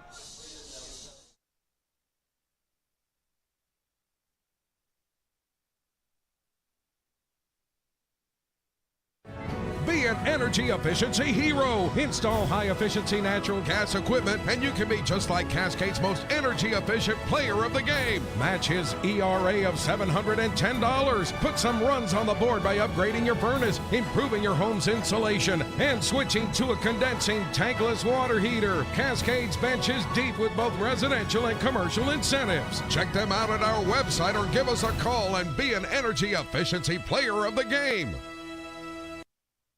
What's worse than standing in line at concessions? Now you can satisfy your appetite while remaining in your seat. With the mobile app Fan Food, you simply select Express Pickup and order your food. It is that simple. You deserve a VIP experience. Download Fan Food today.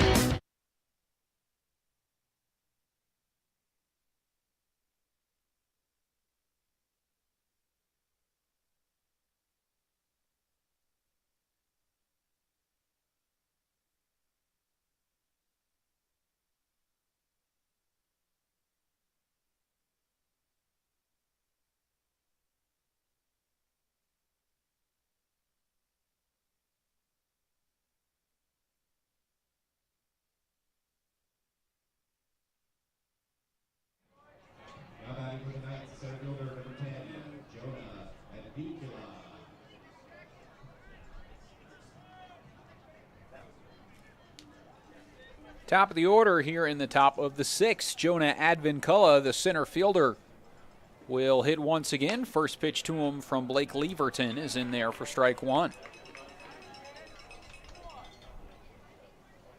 Advincula has flown out to center field, reached on an error in the 3rd, and came around to score as one of the 5 that crossed the plate that inning.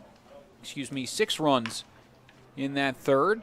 Hits it out to the first base side once again, race to the bag, and once again, a Pippins error on a PFP opportunity. That is the 3rd error in such situations this year.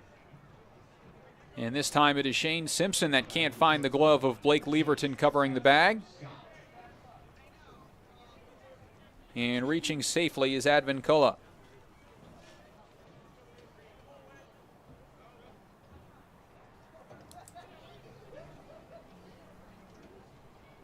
Spencer Scott, 0 for 3 today, reached on the air at the plate. Runner goes here. Throw down from Davis is a perfect one, and the play is made. Josh Davis gets that out right back as he throws out Advincula and catches another Corvallis Knight sleeping.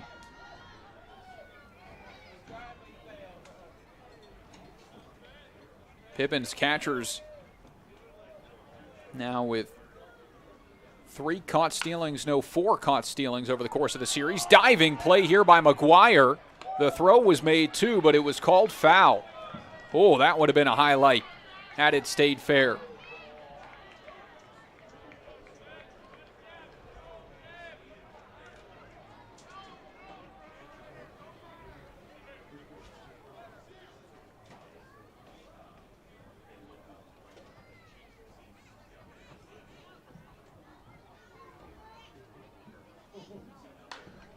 Foul ball, right side. 0-2.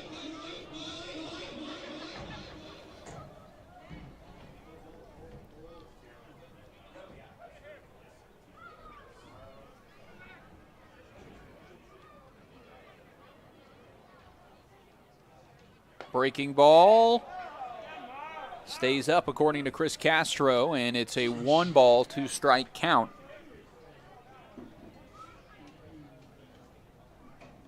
To the shortstop. Scott has 3 hits this series, and he stays alive as this one's poked foul.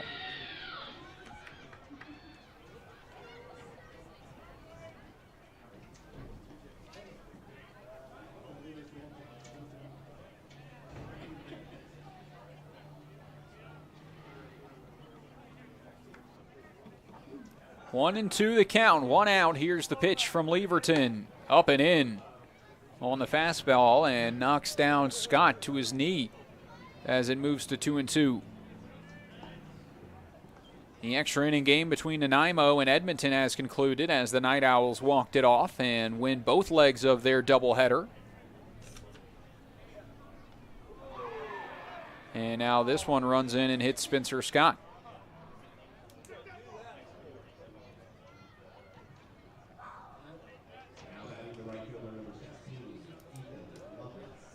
First 2 batters reach in the top of the 6th. The error and then the caught stealing, and now a hit by pitch to Spencer Scott. Runner on first with 1 out. Wenatchee leads 1-0 over Bend in the bottom of the 7th. Cam Loops and the North Division leading North Paws on top of the Port Angeles lefties 5-2. As Leverton's pitch is shot into left field for a base knock.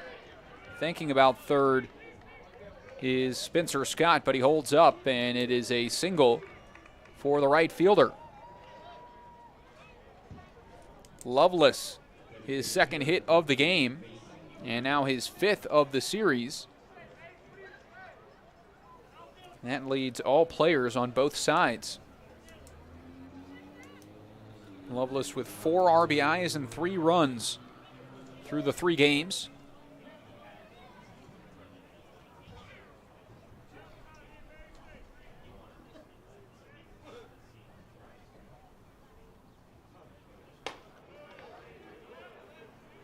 Ball upstairs, 1-0 on Mason Lay, the DH, who has scored in each of his last 2 trips.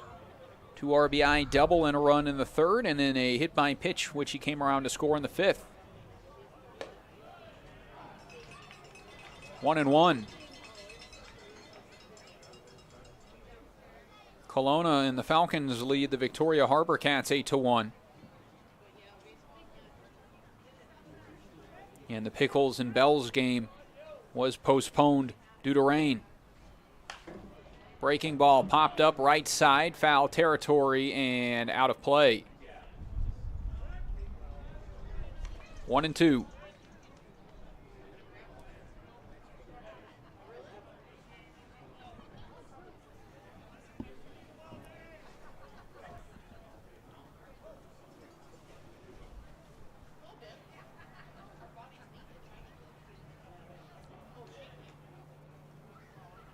The pitch.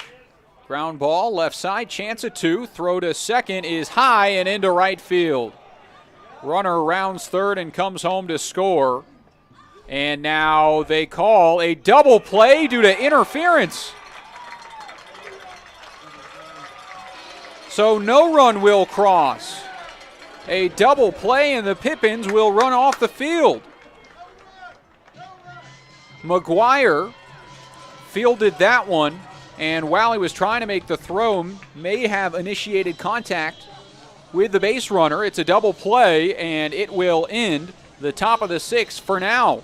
Arguments made by Corvallis, but that wraps up the top of the 6th. When we come back, bottom of the 6th, Pippins up to the plate, and we'll sort all this out when we come back.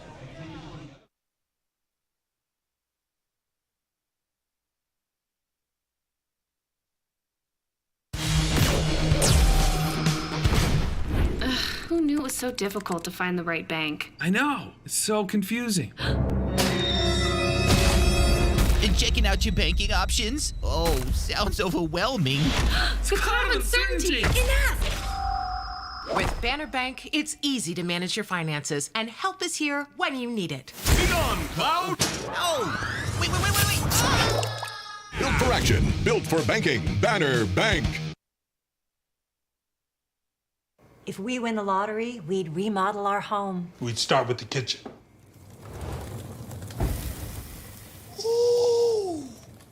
And out back is where the big trucks will go.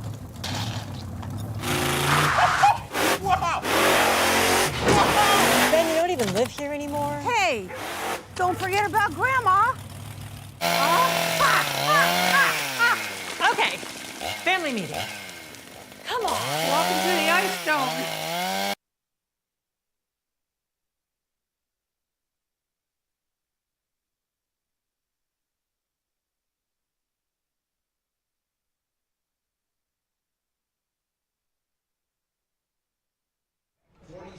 Spencer Shipman.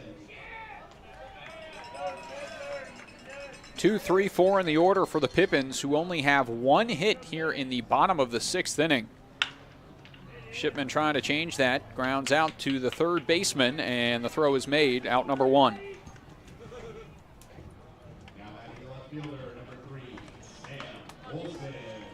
Jeremy Sangalang makes the throw, and 1 out.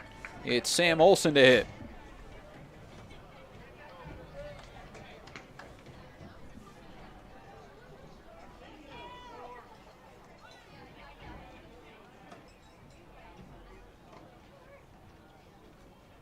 Wise finds the zone on the first pitch, 0-1, and quickly returns to the rubber.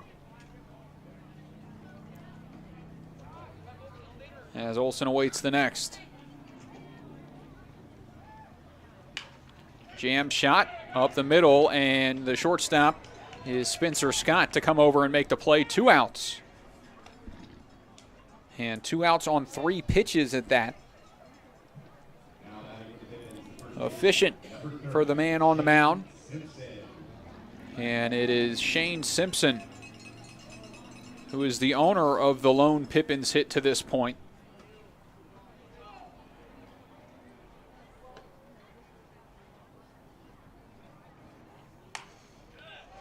He fouls away this one. 0-1.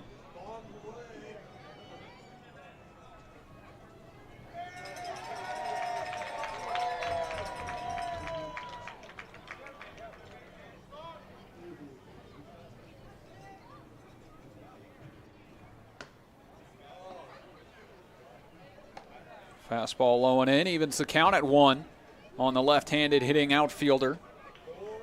But Simpson at first base tonight. Primarily an outfielder at California Baptist University, as that's in for strike 2.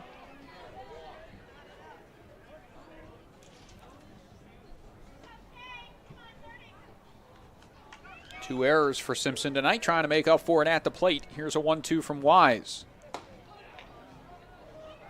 Breaks outside and too far out as it moves to 2-2. 8 runs, 9 hits, 1 error for Corvallis. Pippins, no runs, a hit, and 3 errors. Same pitch. This time it's called a strike, and it rings up Shane Simpson, who has a 1-2-3 inning here in the bottom of the 6th. To the 7th we go. Corvallis leads this one 8-0. The time is now to get started on your new career at Perry Tech. From AAS degrees in business technology and accounting and IT and communication systems to a fast 5-week professional truck driving program, acquire hands-on skills to help you reach your full potential. From financial aid to career services, the staff at Perry Tech are there to help you from start to finish. Take action today by calling Perry Tech 509-453-0374 or visit perrytech.edu. It's sky blue, barn red. Caught up in the country, the only way I wanna be. Somewhere where the road ends, out there where the creek bends, that's where you can find me. Within fields of gold and cotton rows that never end in the sky. That take it slow, easy road, man, it's life. Caught up in the country.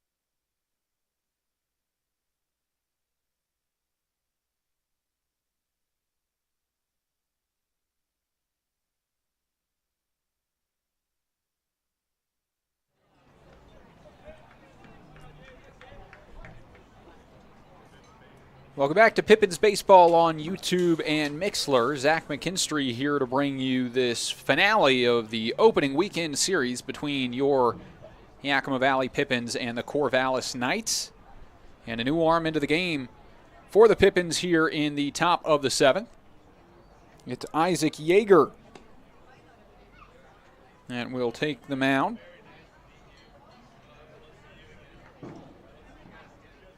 Soon to be attendee of the University of Washington. Recent high school senior from Bishop Blanchett High School. Was a Northwest Championships participant in 2019, 20, and 21. And a WWBA World Championship participant with City Baseball Green in their U18 team in 2021. 0-1 here is a good fastball swung on and missed for strike 2. 90 miles an hour out of the hand of the new arm.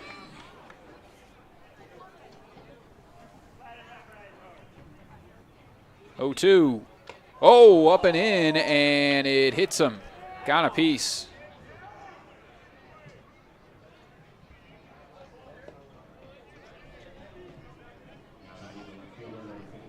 Lost James Anderson there after being ahead in the count 0-2, and the hit by pitch puts the runner on.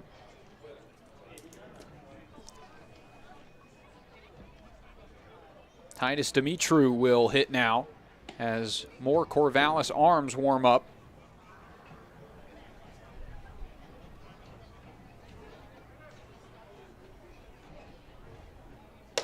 First pitch in for a strike. Yeager, a tall righty from Seattle, Washington.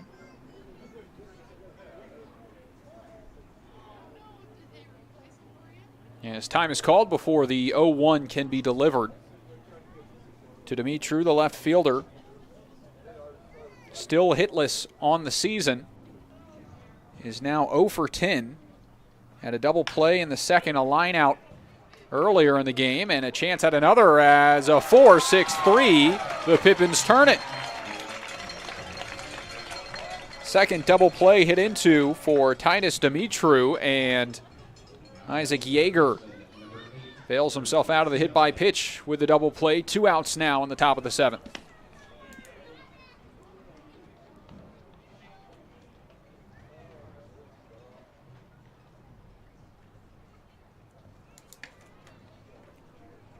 Now it's Jeremy Sangalang to bat with the bases empty. 0 for 2 today. He walked in his first plate appearance and came around to score in the 3rd. In there for a strike. Had 2 plate appearances in that 3rd inning as he led off and then was the final out in that long inning.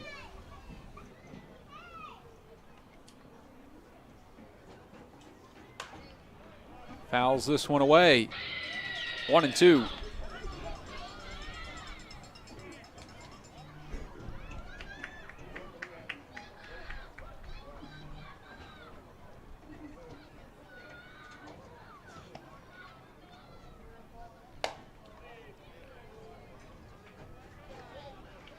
Fastball just off the plate.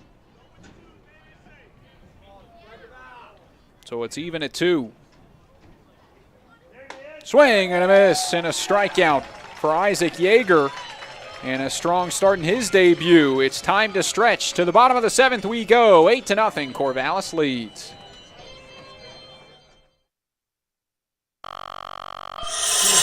Never been easier at Bi-Mart. In-store or online, we're delivering more value than ever to our members. From direct mailed savings books, to digital savings guides, to everyone's favorite Lucky Number Tuesday. Plus, we're adding new ways to save with Bi-Mart's Buy It Online, Pick It Up in-store, new web-only items, and the ability to shop Cascade Farm and Outdoor and pick it up at your Bi-Mart store. More value, more products, more ways to save. Bi-Mart members save more time and money every day.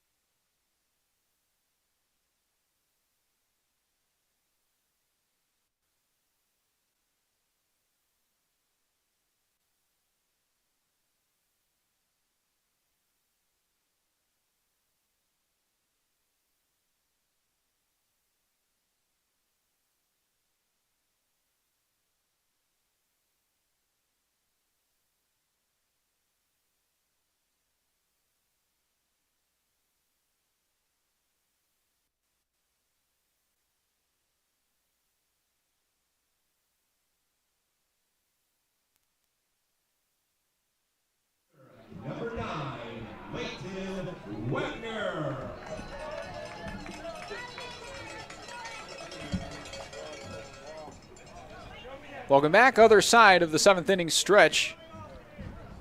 It's the bottom of the 7th, and Leighton Wagner will lead things off. First pitch to him is just off the plate for ball 1. New arm into the game is Neil Feist for Corvallis. Feist in his 2nd out in the year, threw 1 inning in the first game of the season.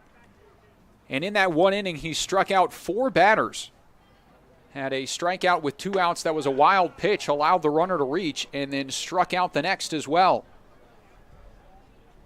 So his 2nd appearance with the Knights starts 1-1 on Leighton Wagner, who was the starting pitcher in yesterday's game. Wagner shoots this one up the middle into the glove of the shortstop Scott, and the throw on to first beats him for the first out.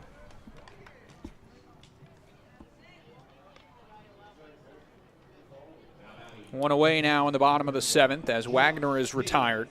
Finished with 3 innings of work in his start yesterday, allowing 6 runs, but only 1 was earned after the error accredited to Wagner when he dropped a throw at first base when he was trying to cover. Wagner, a Boise native from Timberline High School. As Josh Davis gets a turn. He's walked and struck out in 2 plate appearances. Ground ball left side. Charging in is Sangalang, and his throw in time, 2 away.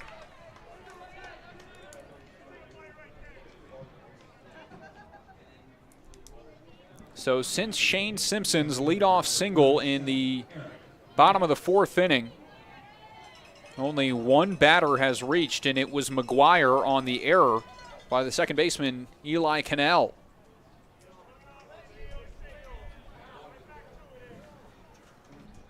Neil Feist has 2 up, 2 down here in the bottom of the 7th. First pitch swinging is Eric Mast in his debut. Looking to turn things around as he's 0 for 2 with a pair of strikeouts. 8 runs on 9 hits and an error for Corvallis. Pippins scoreless on 1 hit by Shane Simpson with 3 errors in this game. Feist misses inside here, 1-1.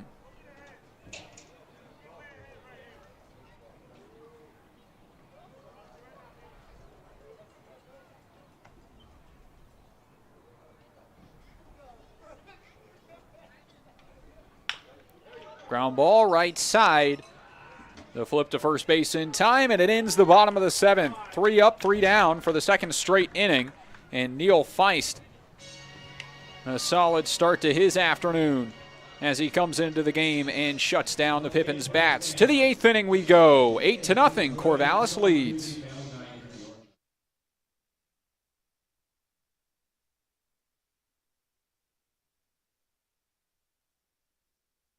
Saving has never been easier at Bi-Mart. In-store or online, we're delivering more value than ever to our members. From direct mailed savings books, to digital savings guides, to everyone's favorite Lucky Number Tuesday. Plus, we're adding new ways to save with Bi-Mart's Buy It Online, Pick It Up in-store, new web-only items, and the ability to shop Cascade Farm and Outdoor and pick it up at your Bi-Mart store. More value, more products, more ways to save. Bi-Mart members save more time and money every day.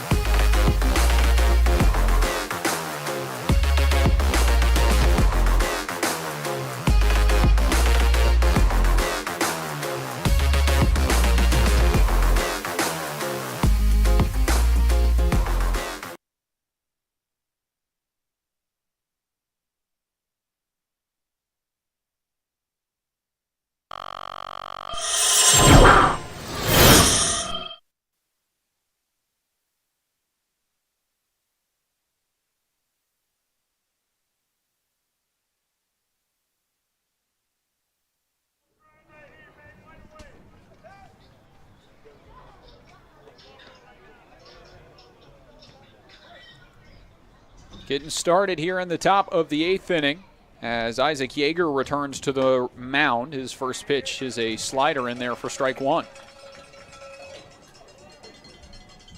He'll face Tyler Quinn, who is 1 for 3 today.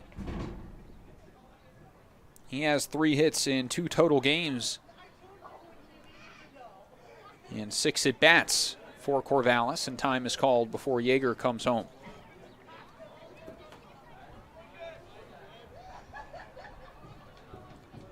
It has been a tough series for the Pippins at the plate. Only 1 hit today. As that one in there for strike 2.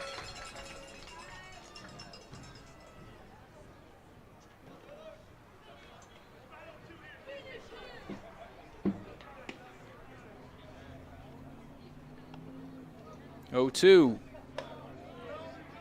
Fastball called a ball, and it's 1-2 the count. Starting pitching has been a big problem for the Pippins. And they got good starting pitching today from Daniel Sharon, but into trouble with the errors in the third and the call at the plate as this one misses inside. 2-2. But either way you look at it, you're not going to win many games with 1 hit and no runs. You're not going to win any games with that stat line. So the Pippins bats trying to click and get things in a groove before the next series. This one grounded out towards third. McGuire on the run again, and he's made that play 3 or 4 times this series. And it looks good in time for the first down.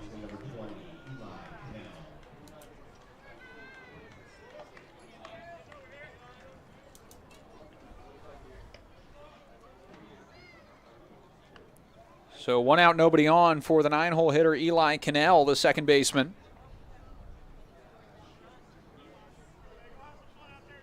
He has 2 hits in his debut with the Knights, but swings through that good fastball. 0-1. Single in the third and a run. Single in the fourth, but was left stranded at third, and then ground out to Beck McGuire in the 5th inning.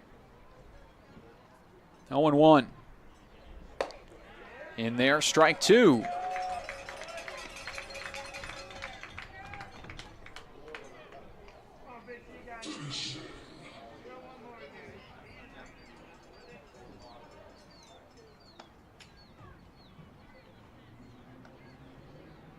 Oh, this one runs inside, and spinning out of the way is Cannell.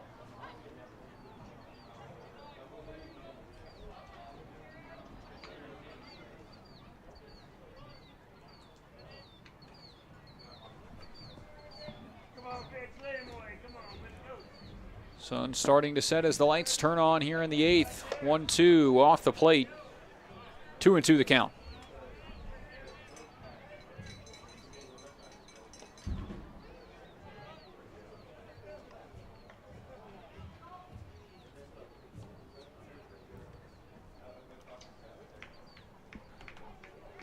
Out of the windup, Isaac Yeager delivers. Swing and a miss. Strikeout.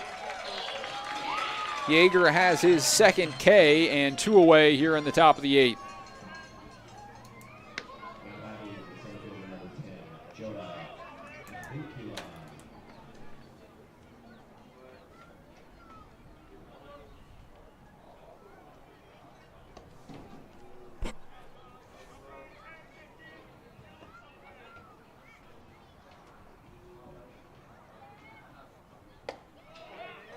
Off speed, finds the zone against the top of the order, Jonah Advincula.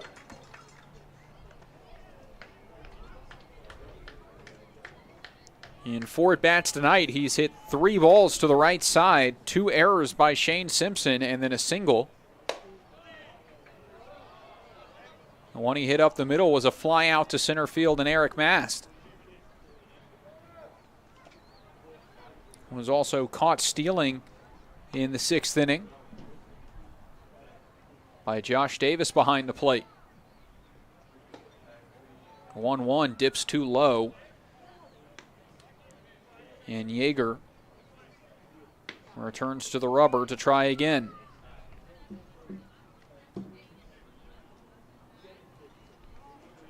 First batter Yeager faced out of the pin. He got ahead 0-2 as this one's fouled back. And then on the 0-2 pitch, it ran in and got a piece of Dimitru.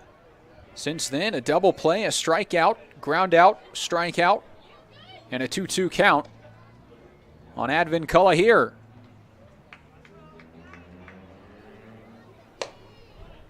Fastball will miss on the outer half.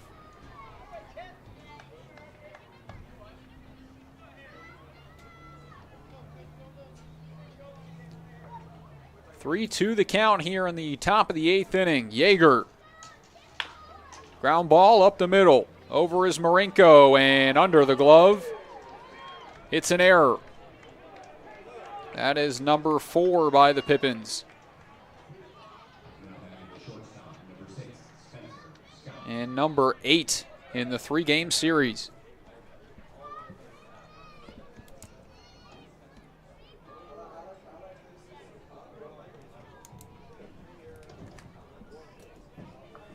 On the scoreboard, it only says the 3 errors, as the call at the plate was not given an error.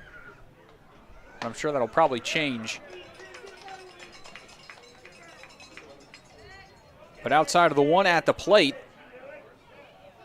the 3 errors have all come off the bat of Advincula. He's reached on an error 3 times in this one. 0-1 from Yeager. Good fastball, high and away though, 1-1. On the bright side, finally, a game with great weather. Sun shining across the infield. And no rain clouds, as we've had the last couple. 1-2.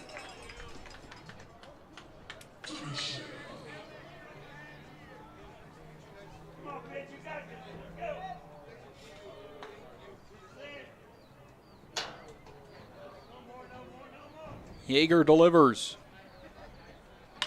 Ground ball right side. It's Shipman. He'll think about going to first, but loses the ball in the glove. Make that error number 5 on the Pippins. And back-to-back errors.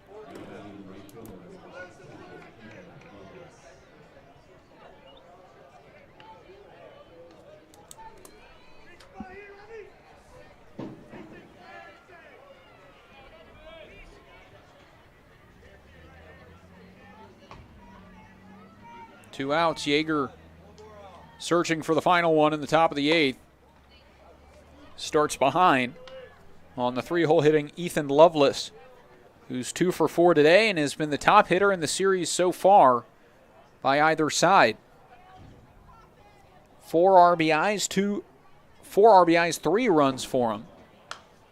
And he fouls this one off the screen behind the plate, 1-1.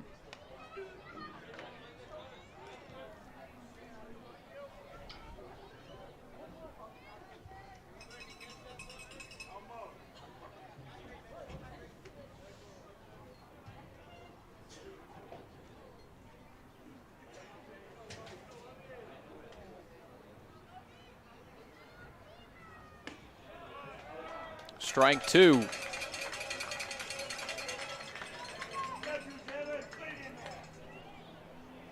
Runner on first base, Spencer Scott. On second, it's Advincula. 2 outs here in the top of the 8th inning. 8-0 is the lead for Corvallis. Swing and a miss. Yeager works around the back-to-back errors and gets the strikeout to close out the top of the 8th and keep Corvallis scoreless. 8-0. The Knights in front of the Pippins as we head to the bottom of the 8th. Coming up next. Who knew it was so difficult to find the right bank? I know. It's so confusing. Checking out your banking options? Oh, sounds overwhelming. The common certainty. Enough! With Banner Bank, it's easy to manage your finances, and help is here when you need it. Be gone, Cloud! Oh! Wait! Ah! Built for action, built for banking. Banner Bank. If we win the lottery, we'd remodel our home. We'd start with the kitchen.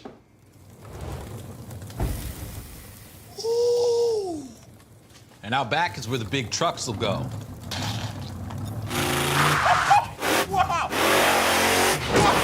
Ben, you don't even live here anymore? Hey, don't forget about Grandma. Okay, family meeting. Come on, welcome to the Ice Dome.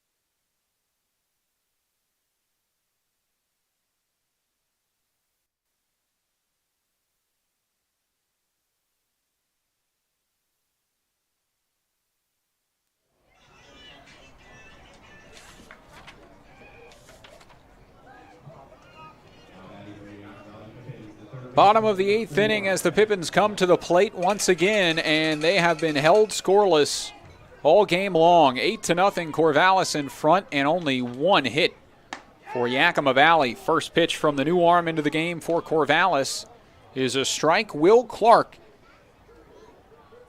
is the lefty on the mound from Boise, Idaho, a junior at Pacific University. This one chopped into the right side. Going to be a tough play. Charging, bare hand, throw to first, and it scoots away from the first baseman, James Anderson, and it will be an infield single. So the Pippins have their second hit here in the bottom of the 8th inning, and it's Sam Olson that will reach. It is Beck McGuire to reach. So that will be his first hit of the season as Spencer Marinko steps up to the dish. McGuire now 1 for 3. This one out to the right side. Chance at 2. Flip to second for 1. Marinko out at first. Double play.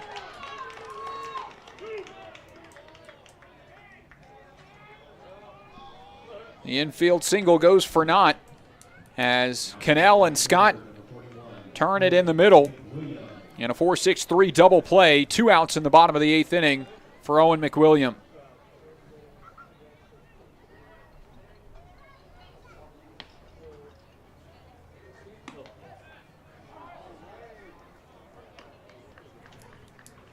Will Clark in his second appearance, as he also pitched in Game 1.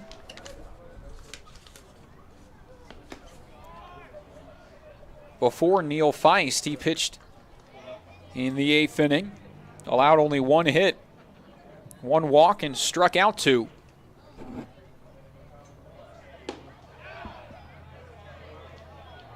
Falls behind 2-1 on the top of the order, Owen McWilliam.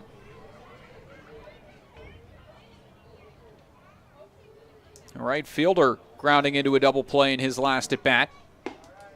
Watches this one and has a 3-1 count. 0 for 2 on the day with a ground out to third. And the double play to short. And then a walk in the third in which he was left stranded. 3-1. This one shot to the right side over the glove of Cannell and into right field for another hit.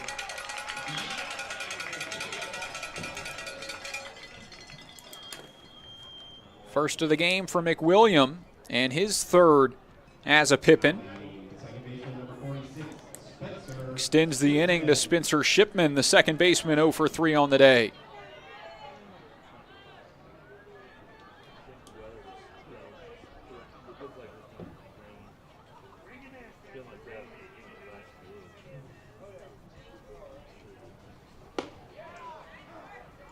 Strike 1 on the inner half. Shipman was the player of the game in yesterday's outing. 2 for 4, 2 doubles, and scored the first run of the year for the Pippins as this one swung through for strike 2. And in the pregame show, assistant coach Johnny Graham said Spencer Shipman would have a breakout game today. Hasn't been the case yet. Down to the count 0-2. Swung on and missed. The strikeout for Will Clark, and the Pippins go scoreless in the 8th. Final frame coming up next. 8-0 Corvallis leads.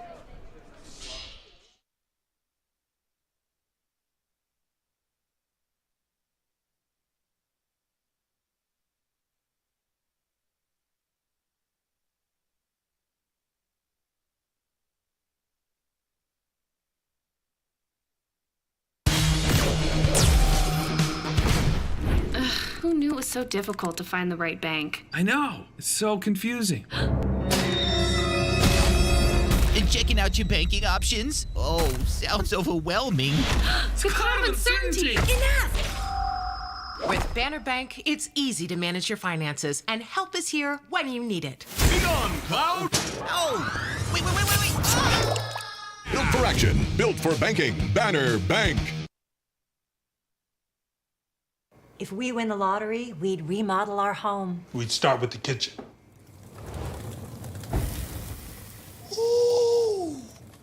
And out back is where the big trucks will go.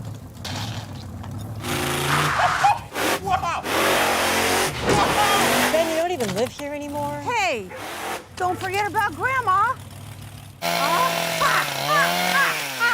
Okay, family meeting. Come on. Walking through the ice dome.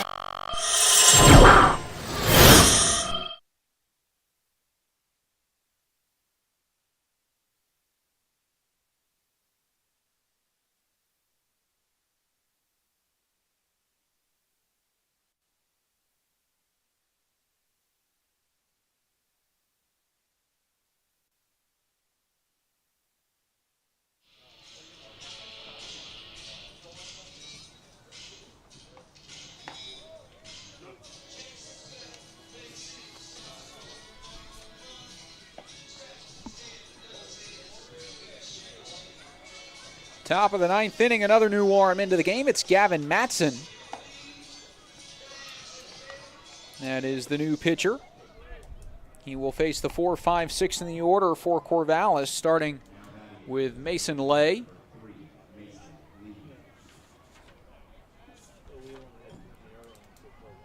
Matson, in his second appearance of the year, threw 1 inning in game 1. He did a pretty good job, allowed only 1 hit. Only had to face 4 batters and picked up a strikeout. Sidearm delivery misses outside, ball 1.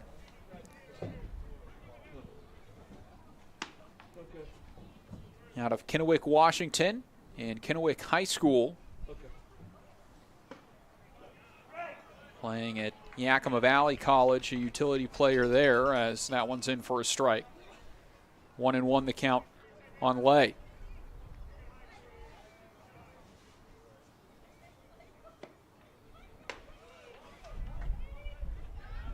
Slow off speed, cuts across the plate, too far outside, 2-1 the count. On the DH today, who has a 2 RBI double back in the 3rd inning. Strike called on the outer half, 2-2.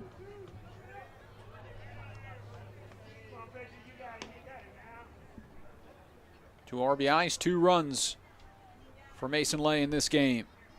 2-2. Oh, that one runs in and hits him in the square of the back. Another hit by pitch from Pippins pitching. And Lay bends over. Looks like he's grabbing his hand. So maybe in the process of turning, got a piece of the forearm. But he's in some discomfort as he walks down the first base line.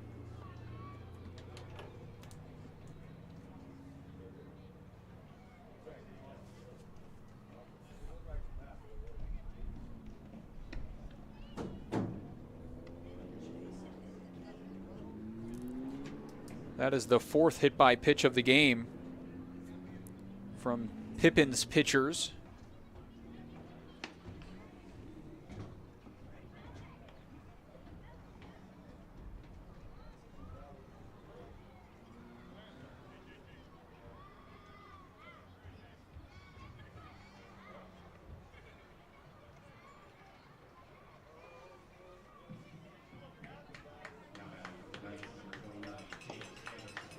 So Lay stays in the game, seems all right as he leads off the first base bag. It gives another opportunity for the first baseman, James Anderson. His 5th at bat of the day. He was hit by a pitch in his last trip. An RBI double and a run in the 5th inning. Single in the 3rd and a walk in the 2nd, so is officially 2 for 2 on the afternoon. 0-1.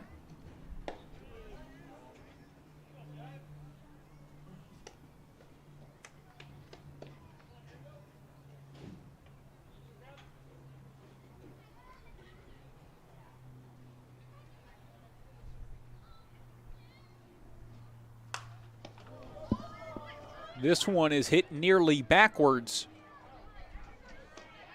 Up and in, and Anderson turns around on it and skies it out of play.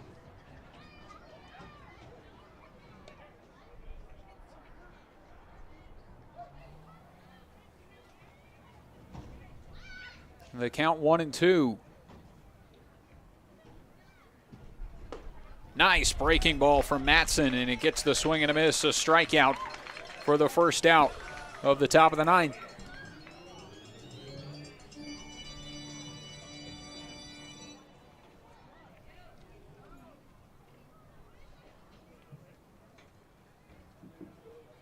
Eight strikeouts from Pippins pitchers in this one.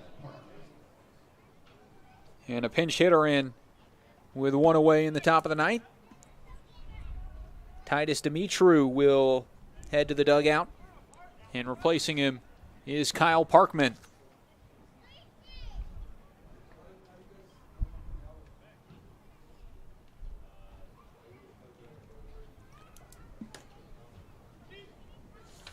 Parkman got the start in each of the last two games.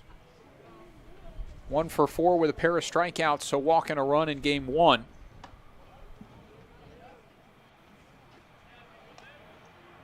And then finished 0 for 4 in the second game. A pair of strikeouts, reached on an error and scored, and walked in that game as well.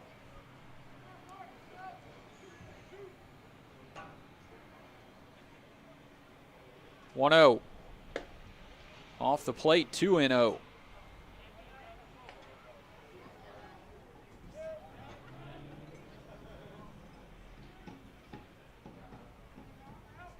Eight runs, 9 hits, and an error for Corvallis. 5 errors for the Pippins in this game. 3 hits, no runs. Off speed misses low, and Matson falls behind 3-0 in the count.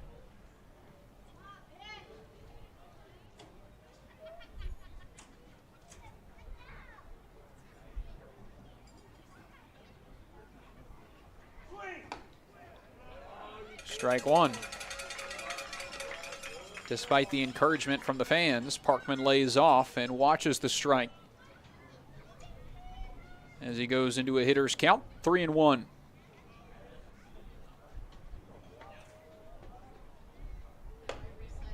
Ball 4, and Parkman will take his base. Runners on first and second now. Still only one away, and an opportunity for the third baseman, Jeremy Sangalang, to hit.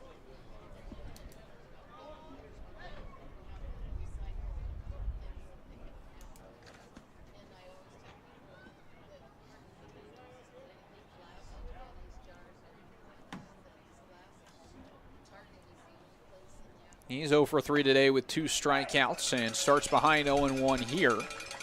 Walked and scored in the third inning. 1 for 11 on the series with 2 runs, an RBI, and 2 walks. Fouled back, 0-2.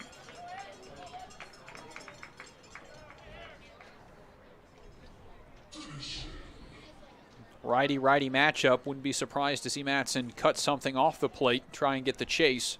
0-2. Leaves this one a little bit over. And it's fouled back, so the count stays the same. Wind still blowing out to right center field. And the sun's ducked behind the hills. So no sunlight on the field. As the ball makes it 1-2. Next from Matson. Fouled back once again. Corvallis having to adjust to the low arm slot delivery from the right-hander. As he tries to execute in this 1-2 count. Popped up right side. In comes McWilliam. Makes the grab, no tag, 2 away.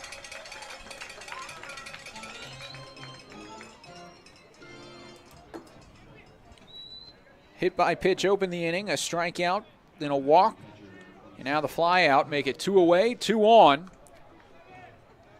for Tyler Quinn's spot in the order, but he will be replaced. Kyle Casperson comes in to pinch hit.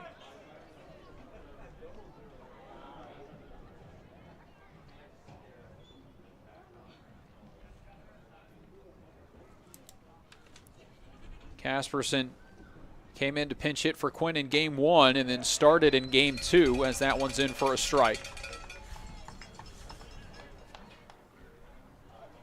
Was 1 for 2 pinch hitting for Quinn in the first game. Reached 3 times yesterday. On a double, a hit by pitch, and on an error. Came around to score on the error.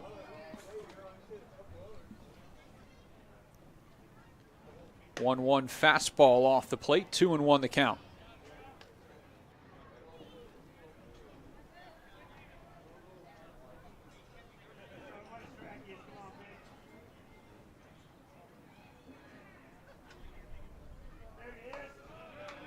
Strike 2.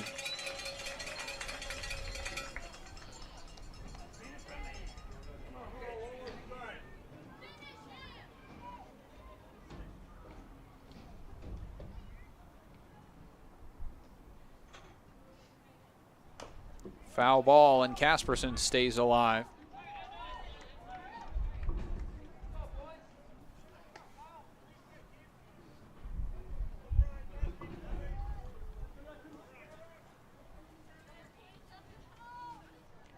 Casperson out of Bushnell University. Catcher there, started his career at Lower Columbia College. And he'll hit with a 2-2 count as Matson delivers. Ground ball left side, charging is Marinko. Makes the play, the throw in time, and that is the final out. Gavin Matson holds Corvallis scoreless in the top half of the 9th. Bottom of the 9th coming up. Pippins trail by 8. Be an energy efficiency hero. Install high-efficiency natural gas equipment, and you can be just like Cascade's most energy-efficient player of the game. Match his ERA of $710. Put some runs on the board by upgrading your furnace, improving your home's insulation, and switching to a condensing tankless water heater. Cascade's bench is deep with both residential and commercial incentives. Check them out at our website or give us a call and be an energy efficiency player of the game. What's worse than standing in line at concessions? Now you can satisfy your appetite while remaining in your seat. With the mobile app Fan Food, you simply select Express Pickup and order your food. It is that simple. You deserve a VIP experience. Download Fan Food today.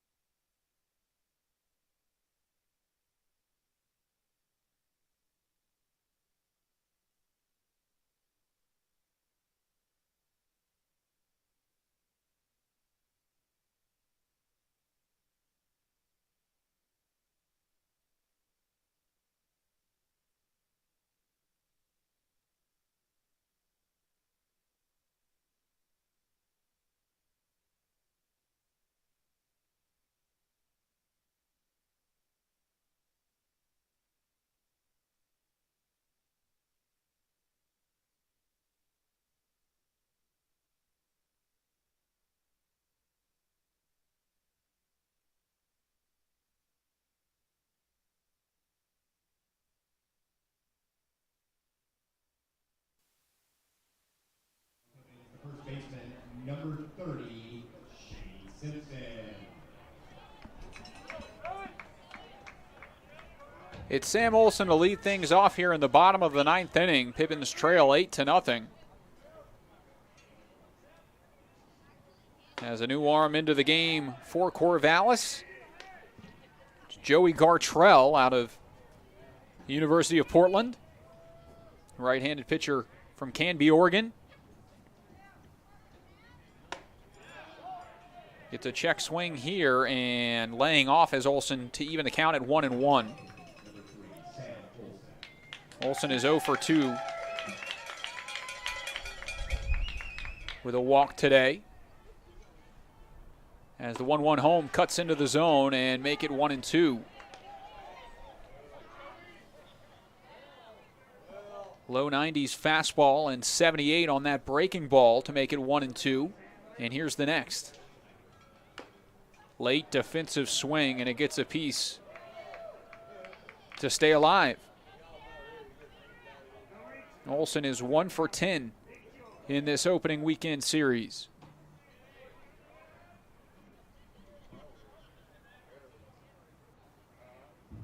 Shoots this one right back up the middle and into center field. And there's the second hit of the season for Olsen. A leadoff single here in the bottom of the ninth to put the left fielder on base. That ball was smoked 98 miles an hour off the bat up the middle.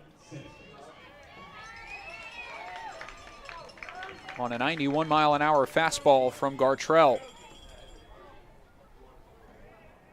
Simpson is 1 for 3 today. And he did go on the check swing 0-1.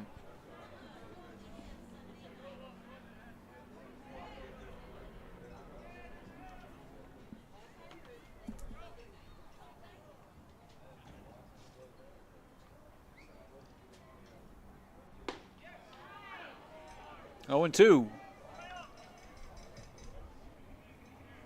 4 hits for Simpson. Leads the Pippins.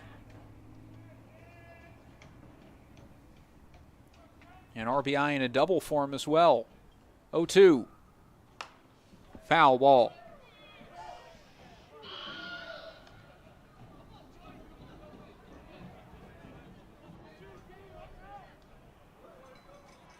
Gorgeous night here in Yakima as the Knights try and wrap up a sweep of the Pippins. This one misses off the plate, 1-2. No, it's called a strike. Oh boy.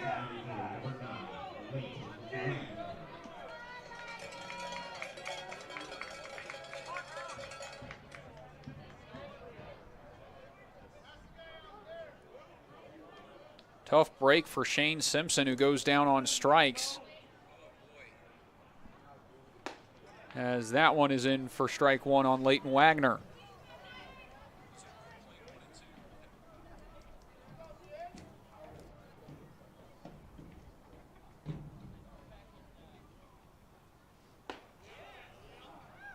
Oh, and 2.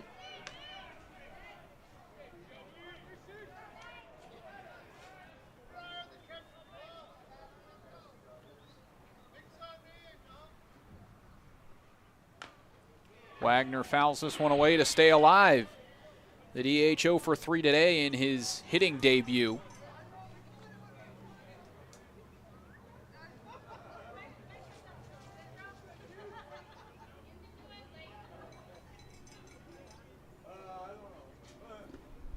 And a good take there as it's in the dirt.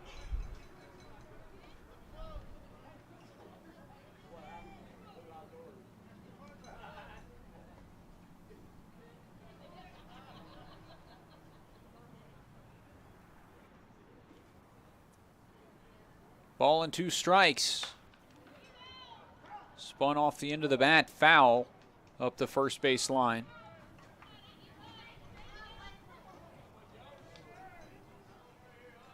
Returning to first is Sam Olsen. Josh Davis in the on-deck circle for the Pippins. He's 0 for 2 with a walk today. Also has a stolen bag. Foul ball. Into the bleachers. It remains 1-2.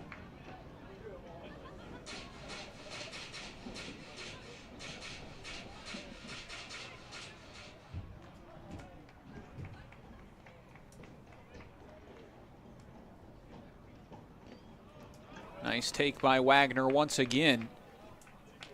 And he extends the at-bat. 2 balls and 2 strikes.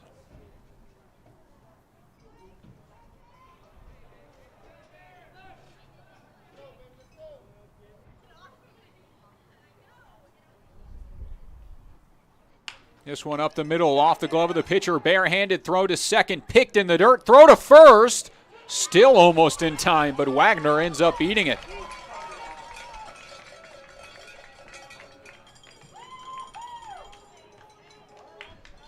fielder's choice. The batter is called out. But Kyle Crustangel saying that the transition, he didn't have it. And now Isaac McAllister will talk with the head coach.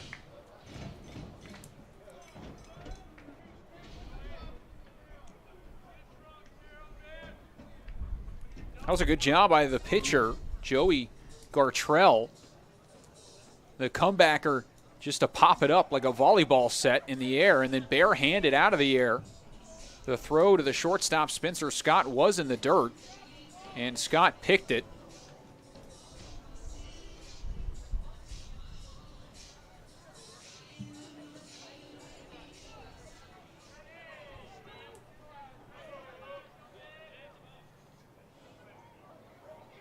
Call stands 2 away with Wagner the runner on first and Josh Davis at the plate. First pitch swinging, weak ground ball. Left side, Sangalang throws to first and ends game 3. Corvallis takes the series and sweeps the Pippins on opening weekend as the Knights pitching got it done and the bats were needed, or performed where they were needed, I should say. 8-0 the final here at Yakima County Stadium. 8 runs on 9 hits, 1 error for Corvallis. The Pippins with 5 errors today, 4 hits, and held scoreless. Game 1, 7-0 to Corvallis. Game 2, 8-1, and Game 3, 8-0. 2 shutouts for the Knights. That's as many as they had in all of last season. Rough opening series for the Pippins, but the chance to bounce back on Tuesday as they take on Walla Walla here at home. And that should be a good matchup between the two as more and more Pippins players roll into the roster with college seasons wrapping up. Speaking of wrapping up, that's it for our broadcast. Thanks everyone that's listened here on our YouTube page. For everyone involved in our production, thank you. I'm Zach McKinstry, and we'll see you next time.